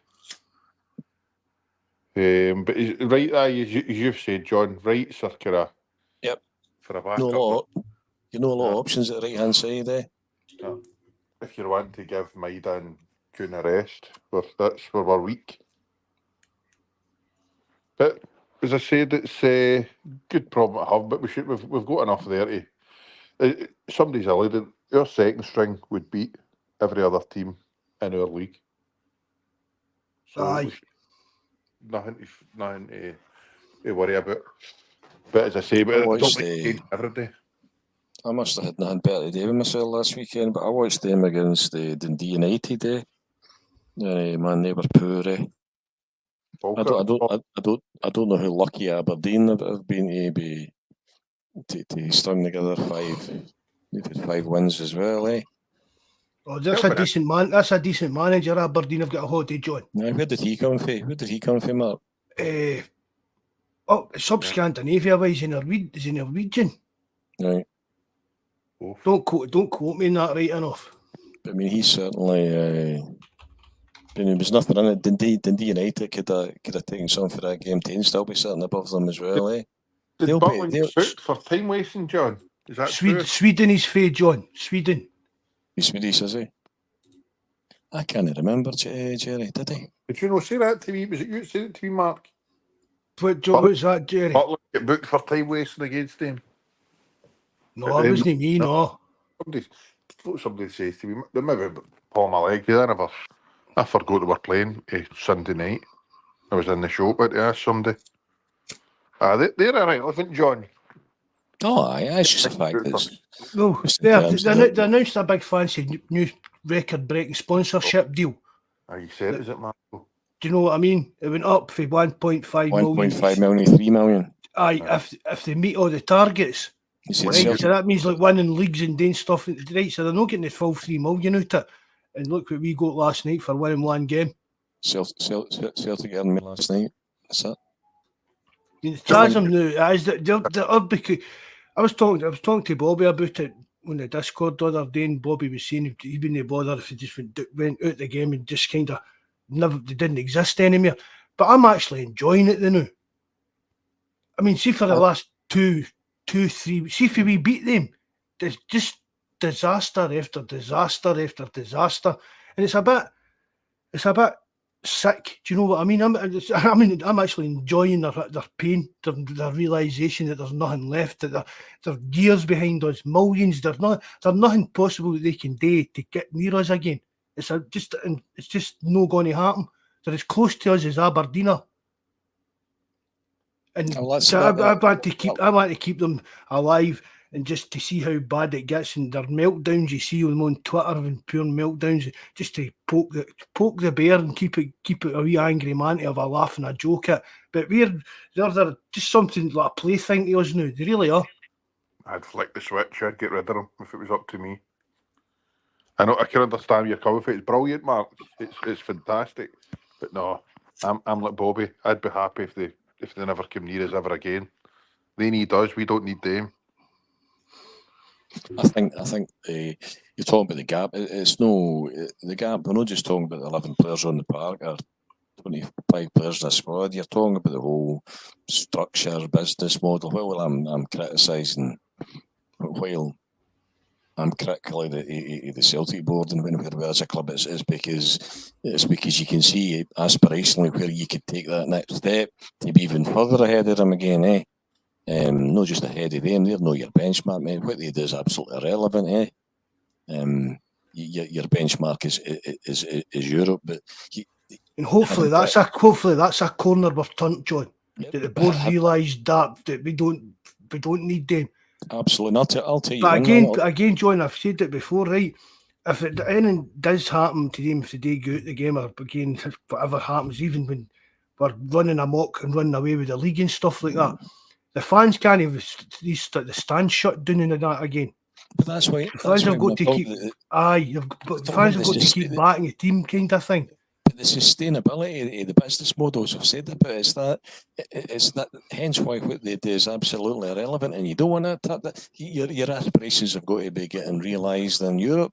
Yeah, but as I say, we're none of us are daft here. We're not expecting to win it, but you're not wanting what Peter Law said the other day there, that Celtic have developed a reputation for participation. Peter, shut the door on the way out, eh? But participation just means you're in it. You're just taking part. It doesn't mean. Absolutely. Do you know what I mean? It doesn't mean you're turning up. You take Ian Bankier. No point in spending to compete in Europe because we can't. To Peter Law's comment, So sometimes if you listen closely, a lot of times you can hear what somebody's not saying, and that see with that statement, Peter Law dropped all his aces over the player with that one. A recognised club for participation. Aye, good day. But the one person you can rest assured will not see them, not see the young Billy Boyce from Brigton is anywhere near as being your benchmark. Will be Brendan Rodgers. Brendan Rodgers, he'll just enjoy swatting them away when they turn up now and again, while he focuses on where he really wants to make his mark, which is last night and the next few games you've come up in the expanded Champions League. Eh? As I mentioned earlier on, John, a couple of right results go your way and you're nearly playing a full season of Champions League football. Aye, well, how many games if you get to the last 16, you're playing it into March. I think it's the middle of March. I looked up last night. So, I mean, our league ends at the beginning of May, doesn't it? So if you're still playing Champions League football for the beginning of March in the last 16, you're only 2 months away from your league season finishing. And I mean, let's face it, I think this year getting out the last 16 would be a bit of a push for us, but then again, that lets you tide up the domestic stuff, get the league out of the line, get the Scottish Cup in the bag. Bob's your uncle. You're focused. See what we can do here, and you can see Brendan Rodgers. I'm confident his focus will be in building a squad between this transfer window and the January transfer window, and the next potentially summer transfer window that ensures qualification. Because for the Champions League when we need to qualify next year, because that's where you need to be in terms of being an attractive proposition, not just for players that want the angles that's coming to this club, for the supporters, for 60,000 people that want going through their money in the hat last night, to hear the Champions League music, as opposed to the Tap Delbin shirt against under Ronnie Dyla. But that nothing demonstrates the gap in the Celtic board's aspirations any clearer than that, and where to me they just fundamentally don't have the level of ambition or vision that you would, that a Fergus McCann had and that a Brendan Rodgers currently has. Staying still's not an option here, eh? Between the fans' performance, like building up to the game and the atmosphere during the game, and to the players' performance and the result and everything, we're the talk of the steamy across Europe. Brilliant. Brilliant, but staying still's not an option. No. It's like swimming, you stop swimming, you drown. I mean, it's like we get in, we come at right. We get to the end of December, the January window opens, and who knows where we're sitting in this Champions League. But maybe it's a case of if we win this game at the end of January, we could maybe get into the top 8. Do you know what I mean? And automatically qualify, kind of thing. And even if it goes totally Pete Tong and we're hovering about no qualifying, it gives you a chance to go out and strengthen the team. Do you know what I mean? There's still a month to buy players before the game gets played. As I said, I'm sure Brendan's got his good eye on not just this Champions League campaign, but the next one. See, dear, just now that I've said that, I'm just thinking to myself, I'll need to look that up. I don't know if I don't think January signings would be able to play in that. No, you've already said this, Matt. Have I? Somebody asked you on Discord, Right. and you had said that if you sign somebody in January, they're not able to. Right. Well, they're allowed to play. They're allowed to play in the playoff round, but not allowed to play in the group round, right? Is that right? So anybody you sign in January then can't play in the any qualifiers? No, we've still got Champions League games to play in January, John. Is it only one? One is it at the end of January? Two. I can't mean one. But if we sign somebody, if we sign somebody in January, they can't play in that last game. They can't play in that last game. Aye, that's not my concern. My concern would be anybody you sign in January can play in the next. Aye. You're building for your next Champions League campaign where you need to, irrespective of whether you win the league or you don't, and you will. You're going to have to qualify for the Champions League, eh? Aye. So I mean, we need to get Buzz on the case to see how. I mean, it's that coefficient stuff. Maybe Bobby knows it. He's a bit ineared with stuff like that. That coefficient stuff runs in. It's a 5-year cycle, I'm sure. Yep. So, how many coefficient points would Scotland need this season to jump up to automatic qualification again? We're miles away from it. Aye, it's a couple of years because you said it's worked over 5. So, we've dropped back into the qualifiers from next season onwards. I think it'll be another 2. I think it was next season and the season after. But we need to be racking up some coefficient points along the way. But going back, Mark, see the money that allegedly we've made for last night. I'm just looking at Dr. Strangelove putting up about 300 odd grand per goal, plus the win bonus. You could get maybe as much as 3.5 million for one victory last night. I spent a couple of hours this morning, this afternoon, trying to find that on any kind of official, of UEFA stuff and that, and I can't see any mention of it, to be honest. I'm not saying it's wrong. I'm not saying it's wrong because I've seen a few people saying it. But the first it's never been mentioned before last night. What how much you get? I know the thing for the goal, for scoring the goals. Aye. No. You know what I mean? Even Bayern Munich pumped that mob 9. Was it 9-2 they won? Mm-hmm. There wasn't even any mention of they've even get another nearly 3 million quid or something like that because of the amount of goals they've scored. Yep. That's some money. Some money. It's money that it is. The money just been participating in the Champions League is again just putting us so far in front of the rest of Scottish football. It's an irrelevance. It is. Scottish football get money for us banana anyway, don't they? Aye. All the teams got a kind of a share it kind of thing. Yep. I was carrying a can again. Ridiculous. And there's a way, I don't know how to explain it kind of quickly, but the league, there's a thing for money as well, and they've kind of cut it into shares, right?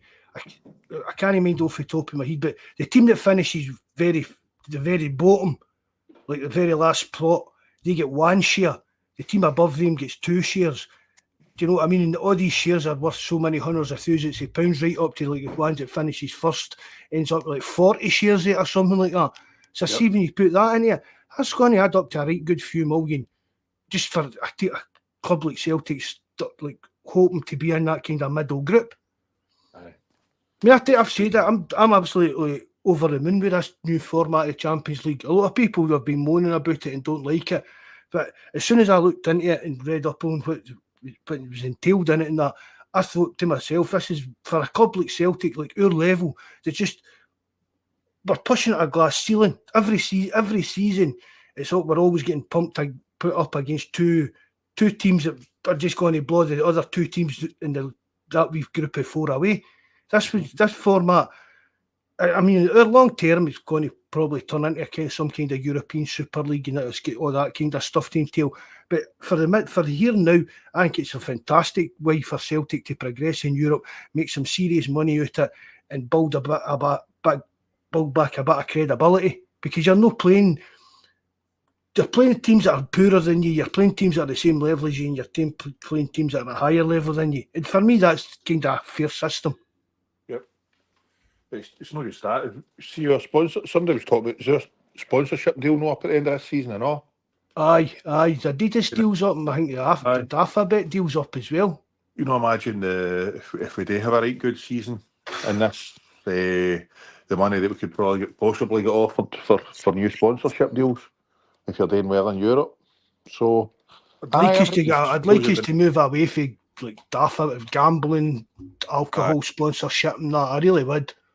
Yep. But it is what it is. It's Scottish football, and you've got to take the money where it comes from, kind of thing. But yeah, I mean, you're back to your roots.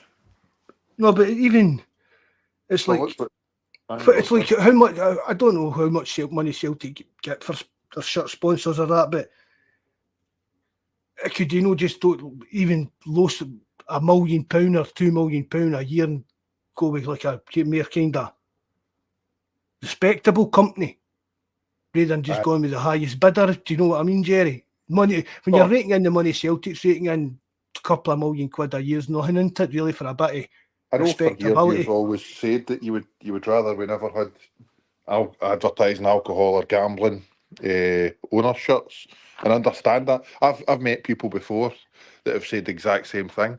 If you think back to our roots and where we came from and what we're about, it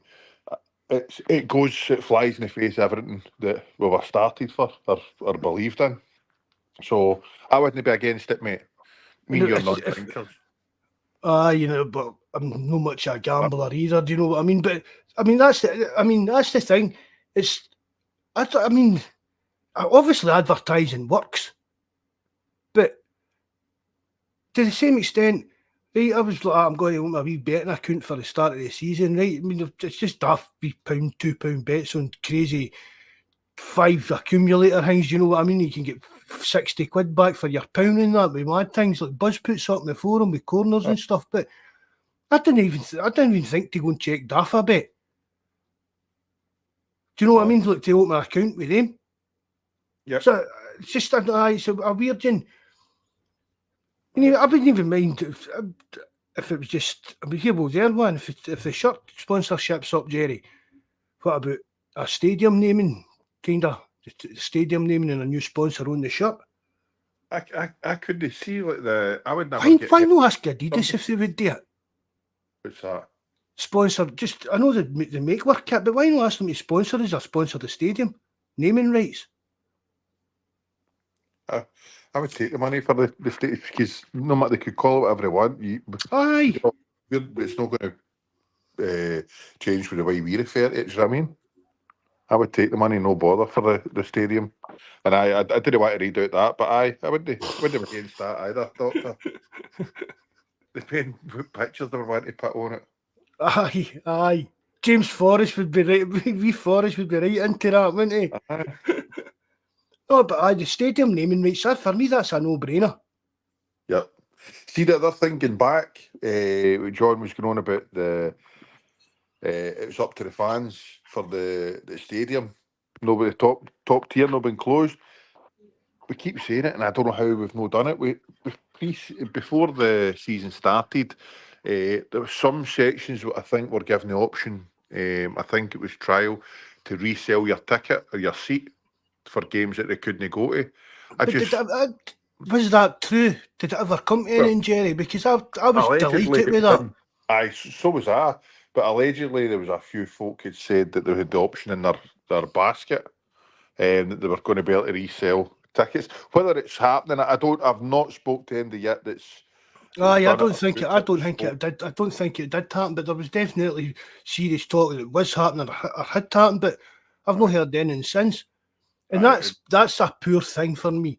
Of course. I mean, it's a bugbear of mine. You can hear me moaning about it all the time, about empty seats at Celtic Park. And I'm not having a pop at anybody. Guys work, guys travel for all over Britain. But there's got to be a system in place where these seats can be resold.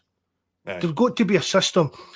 There's got to be a system and things put in place to get, as I say all the time, people extend the south stand and gives an 80, 90,000 stadium capacity and that. No, let's concentrate on filling the stadium every week they know. Do you know what I mean? Because there's no point in building a big fancy new south stand and just it's another bit that's only 3/4 full on a Saturday when we're playing St Mirren at home and stuff like that. We've got to make sure we've got a ticketing system that allows these tickets to be resold, and we've got to make the match day experience a lot better to make sure that the people are willing to go, even when it's a pouring the rain and a bit freezing cold. It's worth their while to go rather than saying, it's a bit cold today and look at the pouring rain, I'm not taking the rain out in that. You want the rain to be like, no, Dad, I want to go to the game. I'm going to, come on, move. Do you know what I mean? You want to do that kind of atmosphere. Got to be, and that's the thing. And then you can look at maybe expanding the stadium and stuff like that. Aye. I rant about it all the time, lads. Sorry, it's just a pure bugbear of mine that there's empty seats at Celtic Park when there's games on. Red Scotland, man, he's got to go off in one if we sell the stadium. The naming rights. We've got sponsors in our shirt. We've got sponsors round the billboards. We've got sponsors all over the place. It's only a name. It's always got to be Celtic Park. And anybody that puts Parkers in the chart's getting blocked. Oh, God. Thank you. Aye, you only want to laugh with that. Aye. It wouldn't bother me. I mean, again, I wouldn't go for it. I wouldn't like it to be like the Dafa Bet Arena, the William Hill Arena, something like that. But Guinness Arena. That's a danger, but there's always somebody.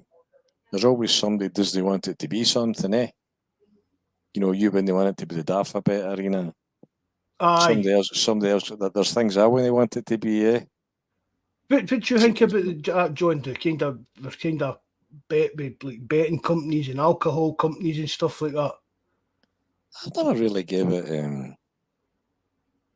The one that bugs me is the other day there as well. You know, the other bit about helping the homeless in Washington. I thought sort fucking St Mary's in the Carlton, and when you're sorting that fucking puddle in Springfield Road, do you know? Charity begins at home. Charity begins at home. Aye. I mean, St Mary's in the Carlton should be a listed building from Celtic's perspective, the birthplace of Celtic. And they're scratching about there when you've got a Celtic podcast is giving the parish more money than Celtic's given them in the last 5 years. Yeah, that's definitely another thing. The Celtic should be taking a lot more involvement with, John. Definitely. They're no quick in. They're no quick in giving it a wee lick of paint if they need to roll it out for a celebrity funeral. It's but it's that to me. But you know, we can support. There's and I don't have a problem with there's a food banks for with the Asian community, and I can't remember who it is as well. Happy days. I'm happy with that. But there's almost a reluctance to acknowledge your to acknowledge the reason that Celtic was founded. This is back to when we spoke even a couple of years ago about them watering down on their birthday. It's Happy Birthday Celtic, and you get a sanitised version of the the official that bugs me, John. That really bugs me. Does my absolute head in. It's not even remotely close to why Celtic was founded. That's a conscious decision That's a Aye. conscious decision that somebody is taking at that level that has decided, listen here, Catholicism's no is no good business here, eh? It's When did John? Was there a time? I mean, I'm not mean you're a lot older than me, but you're in your plus you've got a better memory than me. Was there a time where it was kind of when you can mind that changed?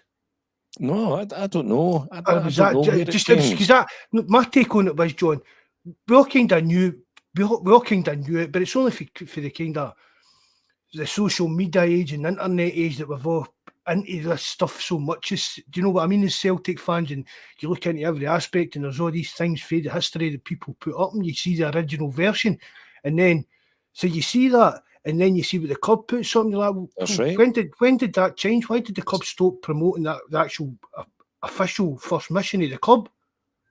That's right. It's like a version of. It's like a version of, is it sports washing they call it, what the Saudis are trying to do in that, isn't it? Is it trying to be a wee bit, we're this kind of a club open for all, a wee bit more socially acceptable, rather than say we were founded to help poor Catholics. Many times have you heard me saying that? Is the one of the most nauseating things I find about the Celtic board is their desire, and nobody more so than Peter Lawwell, with the SFA over the years, is with their desire to be the establishment club. Whereas in the ultimate irony there, it wouldn't matter what they done. As I've said to many times, you heard me saying it, they'll always be paddies and takes. They'll never be the establishment club. And that's the bottom line. But there seems to be this aversion to, as I said, the sanitised version of the founding document as to why you were founded, and when we're supporting all these other wonderful clauses, and hallelujah, I'm happy with that. But let's get a bit nearer. The Carlington's a bit nearer than Washington, eh? But let charity begins at home too. It's almost as if there's a reluctance to go there, eh? It's definitely something. For whatever reason. But I mean, it's something. Is it something maybe like you could get the Green Brigade to? But do you know what I mean? Bring it the wider, the wider audience, if you want to call it that. I mean, it's for me, it's something shameful. It's really shameful the way that Celtic have turned their back on. They've turned their back on what they kind of still sell to people, John. Does that make sense? Absolutely. You're almost at a point where we're actually frightened almost to say what we want to say. Do you know? Aye. Because you're living in that politically correct world where you're allowed your truth, I'm allowed mine if it suits, and everybody's offended. To say there are loads of things I wouldn't want the stadium to be called. There's some marketing things that Celtic have done, not least some of your straps. There's things that have been done in recent years that certainly doesn't reflect my belief. So there's things I wouldn't want it to be called. And that's the danger if you call it something that there's somebody doesn't like what it's called, isn't it? Aye, I suppose, aye. Once upon a time, there was only 2 football grounds in Scotland called after a team. Here's a good one for a quiz. Aye, right, Greg. Have you got the right answers, John? Did you know hear the one with Greg? What the pod we done with Jerry's pal Greg? No. He asked a quiz question saying what other Celtic player called another player called Tebley, right? Aye, I did see that. Aye. It turned out he'd get mixed up with it, but it turned out there was a guy, Bobby Fun, the guy called me Tebley is his middle name. So it was just, I saw that. Aye, it wasn't even Tebley, he was thinking it was Bawz. Too many blows to the head, man. I think that's what I was saying earlier on. I was thinking about when we were trying to get to that stadium last night. It was dire trying to get it for the Ford side. We actually ended up coming back through the East End and come through Baylis and Bulgari and no bother coming back at the M80. But I was just saying to my lad here about the saying to you guys earlier on there about the talk back in the day moving to either Cambuslang or Strathclyde Park, and a bit of that was kind of access in terms of roads as well, but you'd have lost your you'd have lost your.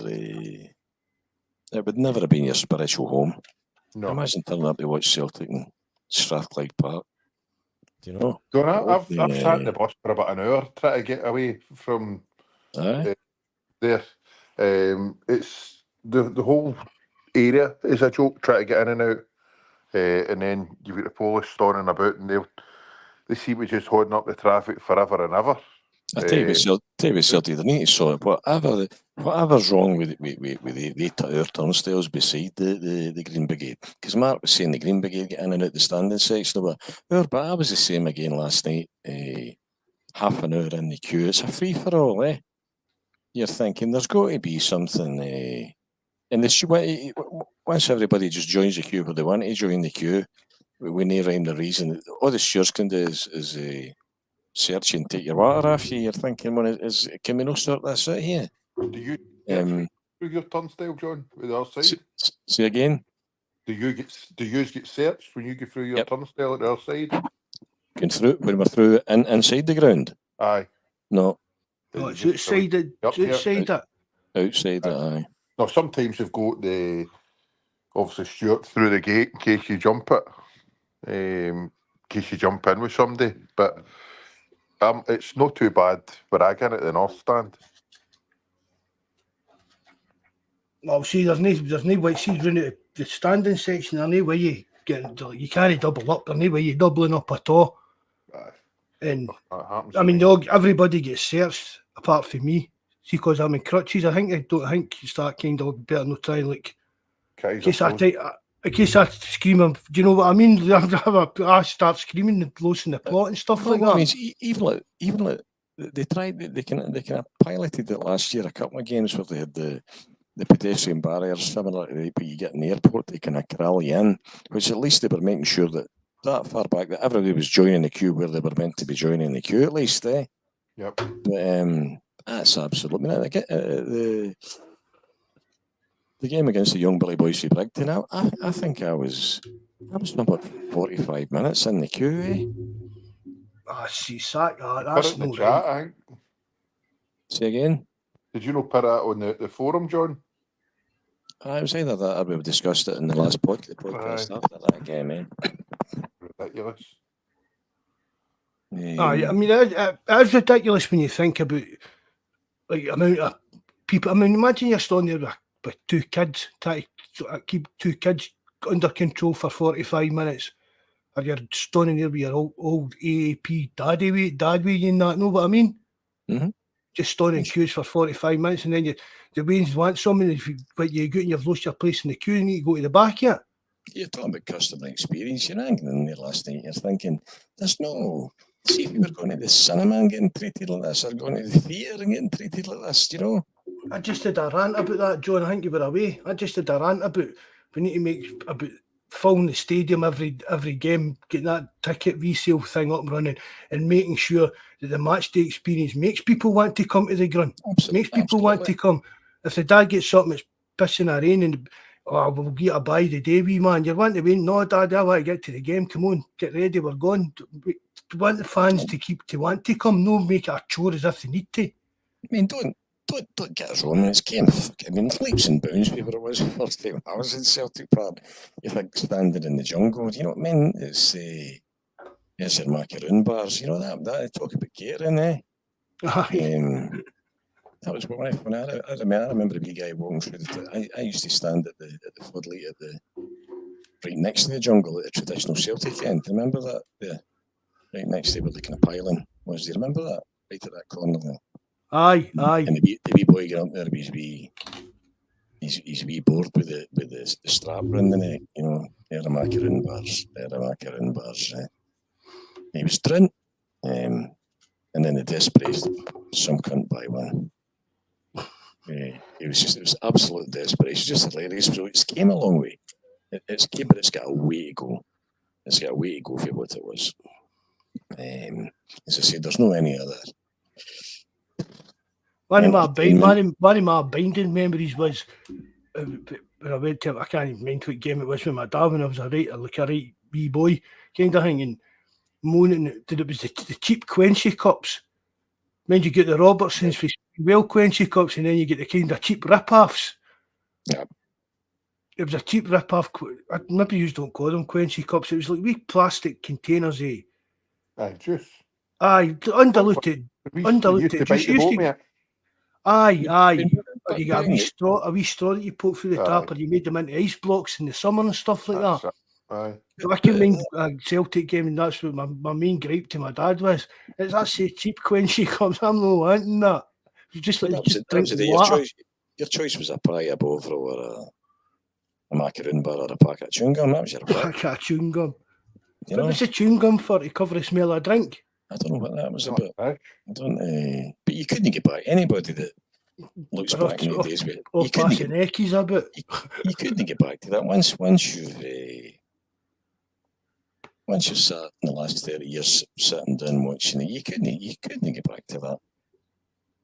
You Celtic was scoring, you end up 30 yards away from where you were standing when you scored, and you're moving and your feet's not even touching the deck.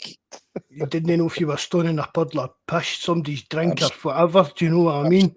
Absolutely. Can you mind, John? Can you mind the Cairds? There'd been a Cairds school up at the back of the jungle. I can always remember that when I was a wee boy. I always can remember like getting away to go to the toilet or whatever. And there was guys up the back of every week. There was different guys, obviously different guys probably, but there was always somebody playing Cairds. There was always guys up the back playing Cairds. It was just guys that just went to, when it was like a bit of a social club rather than even go.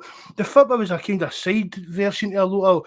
See, when I was wee, to a lot of older, when I looked about like a lot of the older guys, the football was like a kind of side cutting to their kind of social experience, their day out. Do you know what I mean? You could tell it wasn't just being at the football. This was that they were in there with their pals, they were loving it, they had good drink in them, singing, enjoying themselves and that. I miss these kind of times when I used the kind of fresh eyes you used to look at it. See, when you were young and really young, just like football was everything to you and how good it would be to be a player and stuff like that. I kind of miss that in my life. I do that kind of innocence. I've said to you before, that's the big thing for me is and I learned that when Celtic was winning nothing with some of the older guys and ran the bus that had watched Celtic winning nothing long before I'd watched them winning nothing, and the whole social experience of the thing was. I mean, the football was almost incidental. That's why. Do you know? Remember the Tories were thinking of bringing in a law a couple of years ago that football buses couldn't stop anywhere within. I can't remember 2 miles of the stadium or whatever it was. Don't quote me on that. But, aye. I get it. These guys have never been to football. You think, what's the danger here? What's the problem? But I get the train into Carntyne and I woke up shells. The wee place I go for a pint in the way in is mental. Absolutely do. But it's a cultural experience, not for everybody. But it's a cultural experience, And beyond a shadow of a doubt, that's what made me think about it last night. Had you been to Decanter, moved to Strathclyde Park or something, you just have lost all that connection with the East End of Glasgow, Because it's like a spiritual home, isn't it? There's a guy on the day that I'm coming to watch the game where like somebody saying go to Gracie's. I think don't bypass the city centre, get yourself out to Carntyne and work your way back in again and get your trail through all the pubs up there, and then you'll know what the East End of Glasgow is about by the time you get back through the old part of the stadium again, That to me is just that's just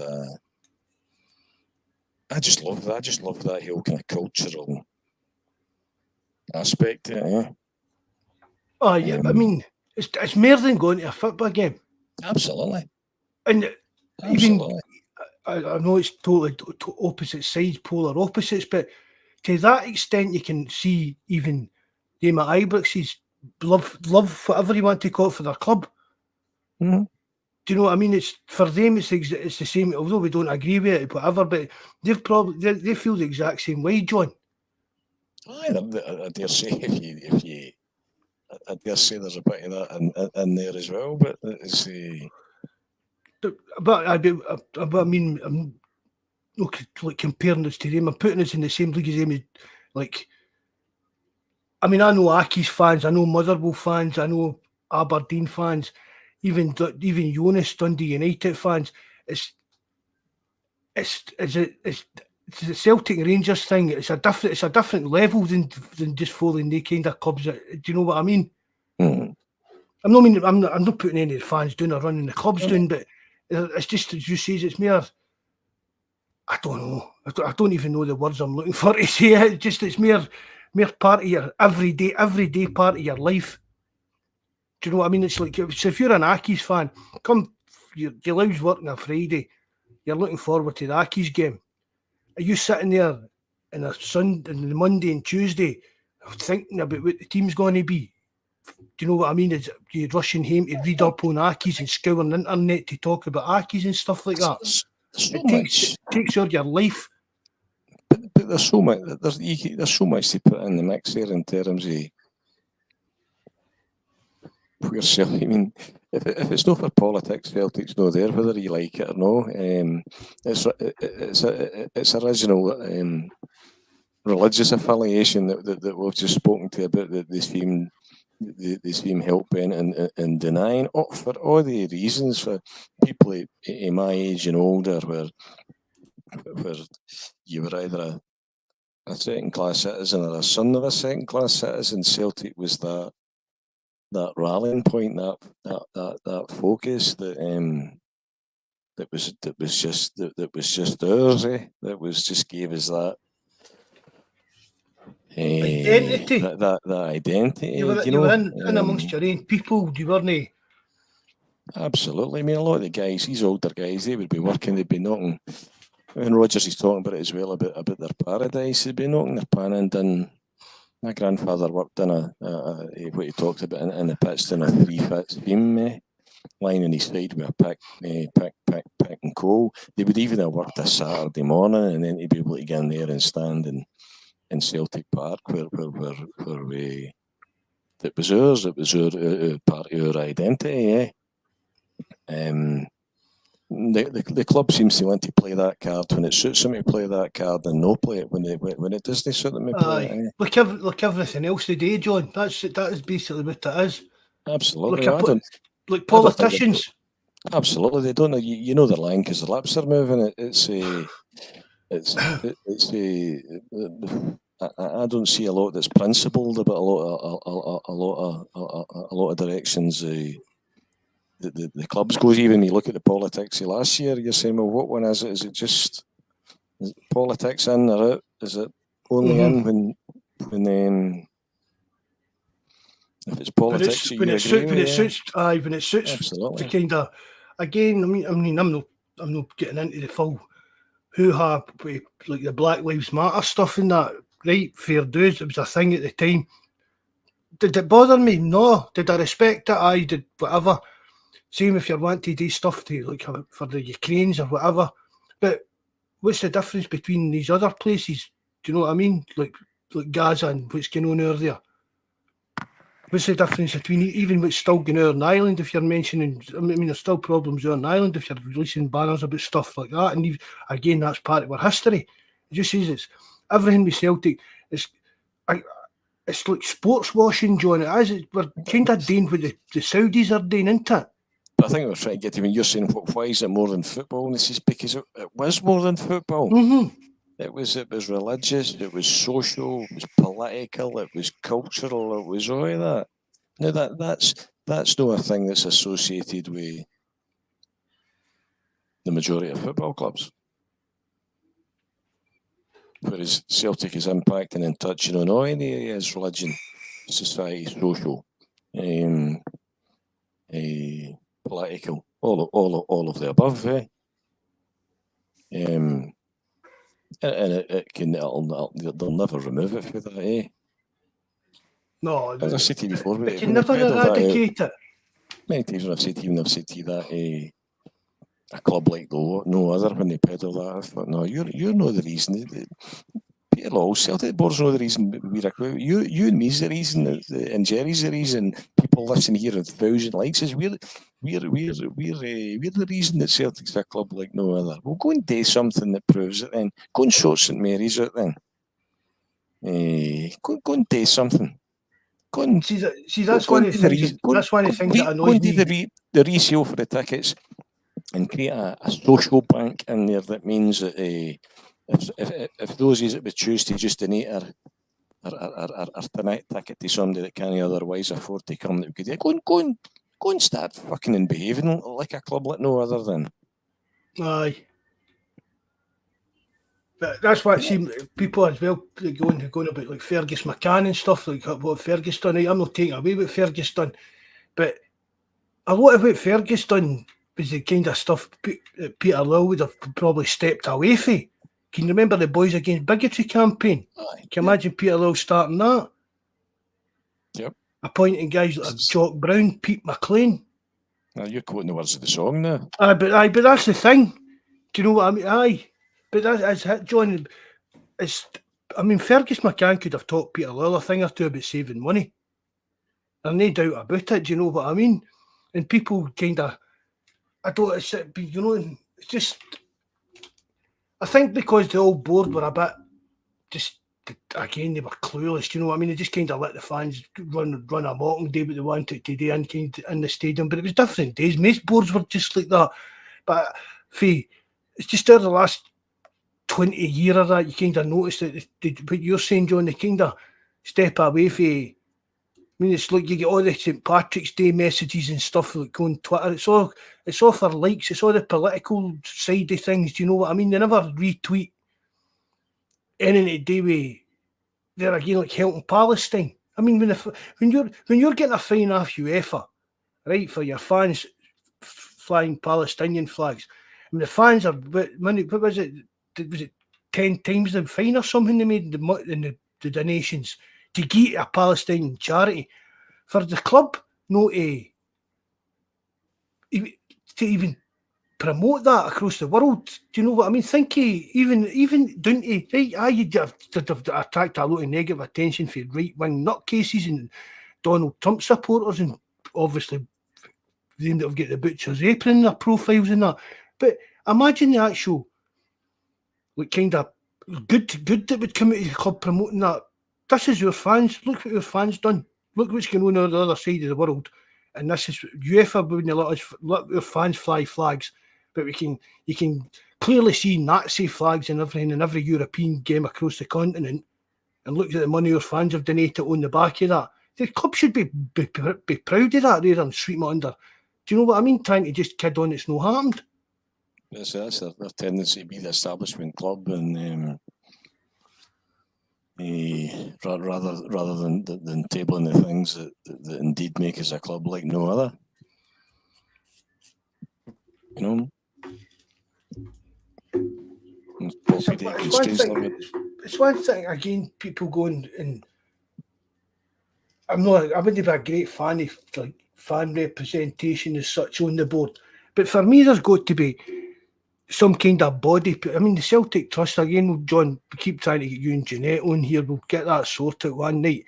But you've got to get some kind of organisation together, right? And obviously it's not the Green Brigade because they split a lot of the support, right? So, but you need to get a kind of balanced kind of group of people, including guys for the Green Brigade, but to the same extent, including guys that are not against the Green Brigade, but a bit more kind of conservative with us. BC, is that the right way to say that? And get a kind of group of Celtic fans together that can approach the board. You're almost need some kind of arbitrator that sits in there somewhere between. I can see where the board are coming from a business perspective in terms of their panic about the process last year, and I can understand where the Green Brigade come from in terms of their right to support the Palestinian cause. I can see the two, and you're probably right. You're needing something in there that can understand the two where the two sides are coming from, eh? Because you're always going to have to compromise. That's what did happen anyway, isn't it? Well, I mean, that's the thing. The team suffered when the Green Brigade was banned. There's no doubt about that. This buzz keeps reminding us. There's absolutely no doubt about that. I mean, you've got to say fair dues. The club's sitting there and they can be turning around and saying, "Oh, look, that just can't happen. UEFA's told us this can't happen, right?" And see if that's the case. again, the fans have got to play the game a bit as well. You say, right, fair dues, we'll cut that out. But again, even John, just doing to what we were talking about earlier, like stuff like the food, the ticketing system, stuff like this. There's got to be a kind of a bridge built between the Celtic board and the support. But there's got to be a kind of mutual respect in there. We can't just be like any couple of arseholes. Do you know what I mean? You can imagine a kind of, I'd do that job with some of the kind of social media personalities, but you wouldn't want near the thing. Do you know what I mean? But even putting, I'm not, but landing and saying something like that, but see, like putting like somebody like John Paul Taylor as a kind of middleman between that. Mm. Do you know what I mean? He's a fans liaison officer. He's worked for Celtic for as long as I've had any day with Celtic. I can remember when he worked in the ticket office and stuff like that years and years ago. And he's a decent guy. He's a Celtic man through and through. But he also knows what the club need today to keep themselves in check and stuff like that. So I see getting something like that, like asking John Paul if he would be interested in doing something like that, even once a month for an hour or something like that, and then you build it for there and you reach out to people like Jeanette Finlay and ask her if she would like to take part in it. Do you know what I mean? Things like that, even like that, the Ascom guy, that PJ Dykes or somebody, even asking him, would you like to get involved in that? Just to bounce ideas about how they could actually improve the club as a whole and move the club forward and kind of build bridges between the board and the support. That was right. That's my rant over. Did I put you to sleep there, John? No, I'm just reading the comment. I'm just reading some of the comments. It just shows you how I can understand where everybody's coming from when I read the comments.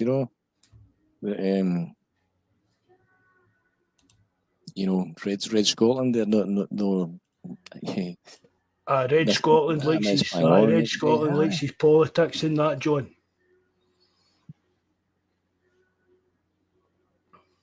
I mean, I've got beliefs as well that are just no up for negotiation, eh? Aye. Well, I'm a bit like you with John. We're not getting into that on here. They'll shut our channel down if we get into that kind of stuff. Absolutely, I'm just aware that you've got 60,000 people in that stadium. You probably get 30,000 political opinions, and and somewhere you need to find some common. You either find some common ground, or you just don't talk about it with them, John. That's the best way I look on stuff like that. Absolutely, see, when it comes to stuff like the chances are you're not going to change people's minds. Do you know what I mean? So most people have got a belief in kind of that's it. Especially in this day, like social media, where no matter how crazy your opinion is, there's people out there that will still agree with you. So that gives you a kind of credence to it. Do you know what I mean? There's some stuff that's just. It's like one of the reasons I don't talk to Rangers fans, John. You can't even have an argument without going down the sick road with them. And I'm not interested. And that's it. It's impossible to do it. That's how I don't let them post on the forum anymore or nothing. Because you know that's where it's going to go. I can see where the guys are coming from. As I said, I could see the club's fears last year's, and I could very much see the Green Brigade's point as well. I mean, the thing with the Palestine flags in that for me, John, is the thing that the problem with the board is that they should have stuck up for the support, because it was UEFA. It was UEFA had the problem with it. I think the board could have fought that.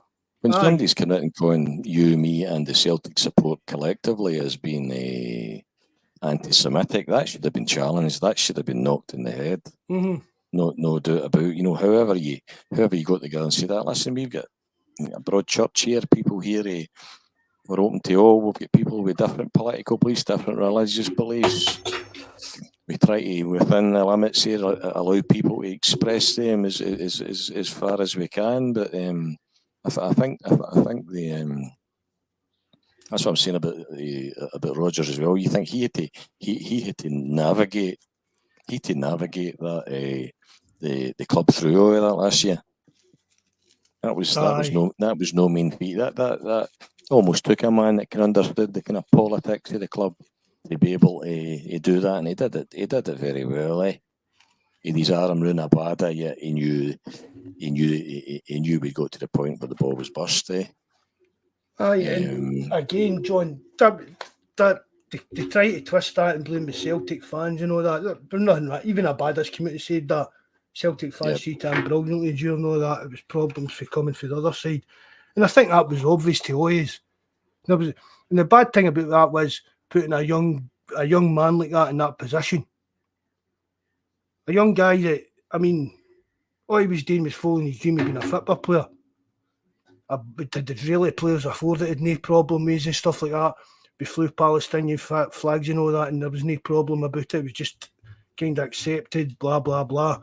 And then to do that to that young guy, man, that's the thing. He was only a boy. You know what I mean? You could have both as John were old enough to be his dad. Imagine that was your boy. Right, as I said to you, Red, that was when I started working. I remember my old man saying to me, 3 things not to talk about, John, when you get in here today: football, politics, and religion. He wasn't far away. It's a minefield. What do you think, Jerry? I think I'll need to shoot my man. I've got a call out. I agree with you. I've just actually noticed the time. I know, man. I know. I've got my. That's 10 to 9. That's went on longer than usual. It's been emotional. Right, thanks very much for coming on, Jerry, bud. Well, at any time, John. Brilliant hearing from you. Maybe see you at the weekend. Aye, you going to make it? Aye, I should be there, mate. I've no excuses. I know that we kick off around about the same time, but I'll be there. But 3:30, yeah, it's always a good. It's always a good. It's always a good wee gig. No bother, mate. All right, just thanks everybody thanks for having us on, and thank to yourself, Mark, as well. And thanks everybody for their comments. They said it's been a good week. It was a great end to the window. It was a good opening to the season, pumping name, result in Europe. Happy days, eh? Aye. Everything's some change for that last week of the transfer window, John, for the general feeling, do you know what I mean? Absolutely. So thanks to everybody, and we might get Ter back on. It's that good. You might get what? Aye. Might get Ter and Paul back on. It's been that good. What happened to Terence? He's not been on for a while, has he? I think see during the summer, I think he was just that pissed off with Celtic, John. He couldn't be asked talking about it and moaning about it. But then his wee laddie just started school there when the schools went back in Ireland, which is just the beginning of September. So he switched to working evenings just to get the wee man into his rhythm of going to school and stuff like that. Right. And then he was away. He flew away on Saturday or Sunday there out to Alicante for a golfing holiday for his 50th. Wee Hornswoggle turned 50. Right. He was away golfing. All right, he'll be back on. Right, Jerry, good night, mate. Good night, bro. Hope to see you Sunday, Jerry. Bro, I keep saying that to people. I need to stop doing that. I don't know why. Right, John, thanks very much for coming on again, mate. Everybody always loves you when it comes on, right? Good night, mate. Stuff. Good night, God bless, guys. God bless. Good night. Cheers. Right, again, thanks Jerry, John, for coming on. Everybody in live chat, really appreciate it. Hope you enjoyed it. Everybody that listens back on here or Spotify, brilliant. Really appreciate it all. Remember, if you hit the like button, if you know how, leave a comment in the description box below. Hail, good night, and God bless. We'll be back on Sunday night, right, lads? Hail.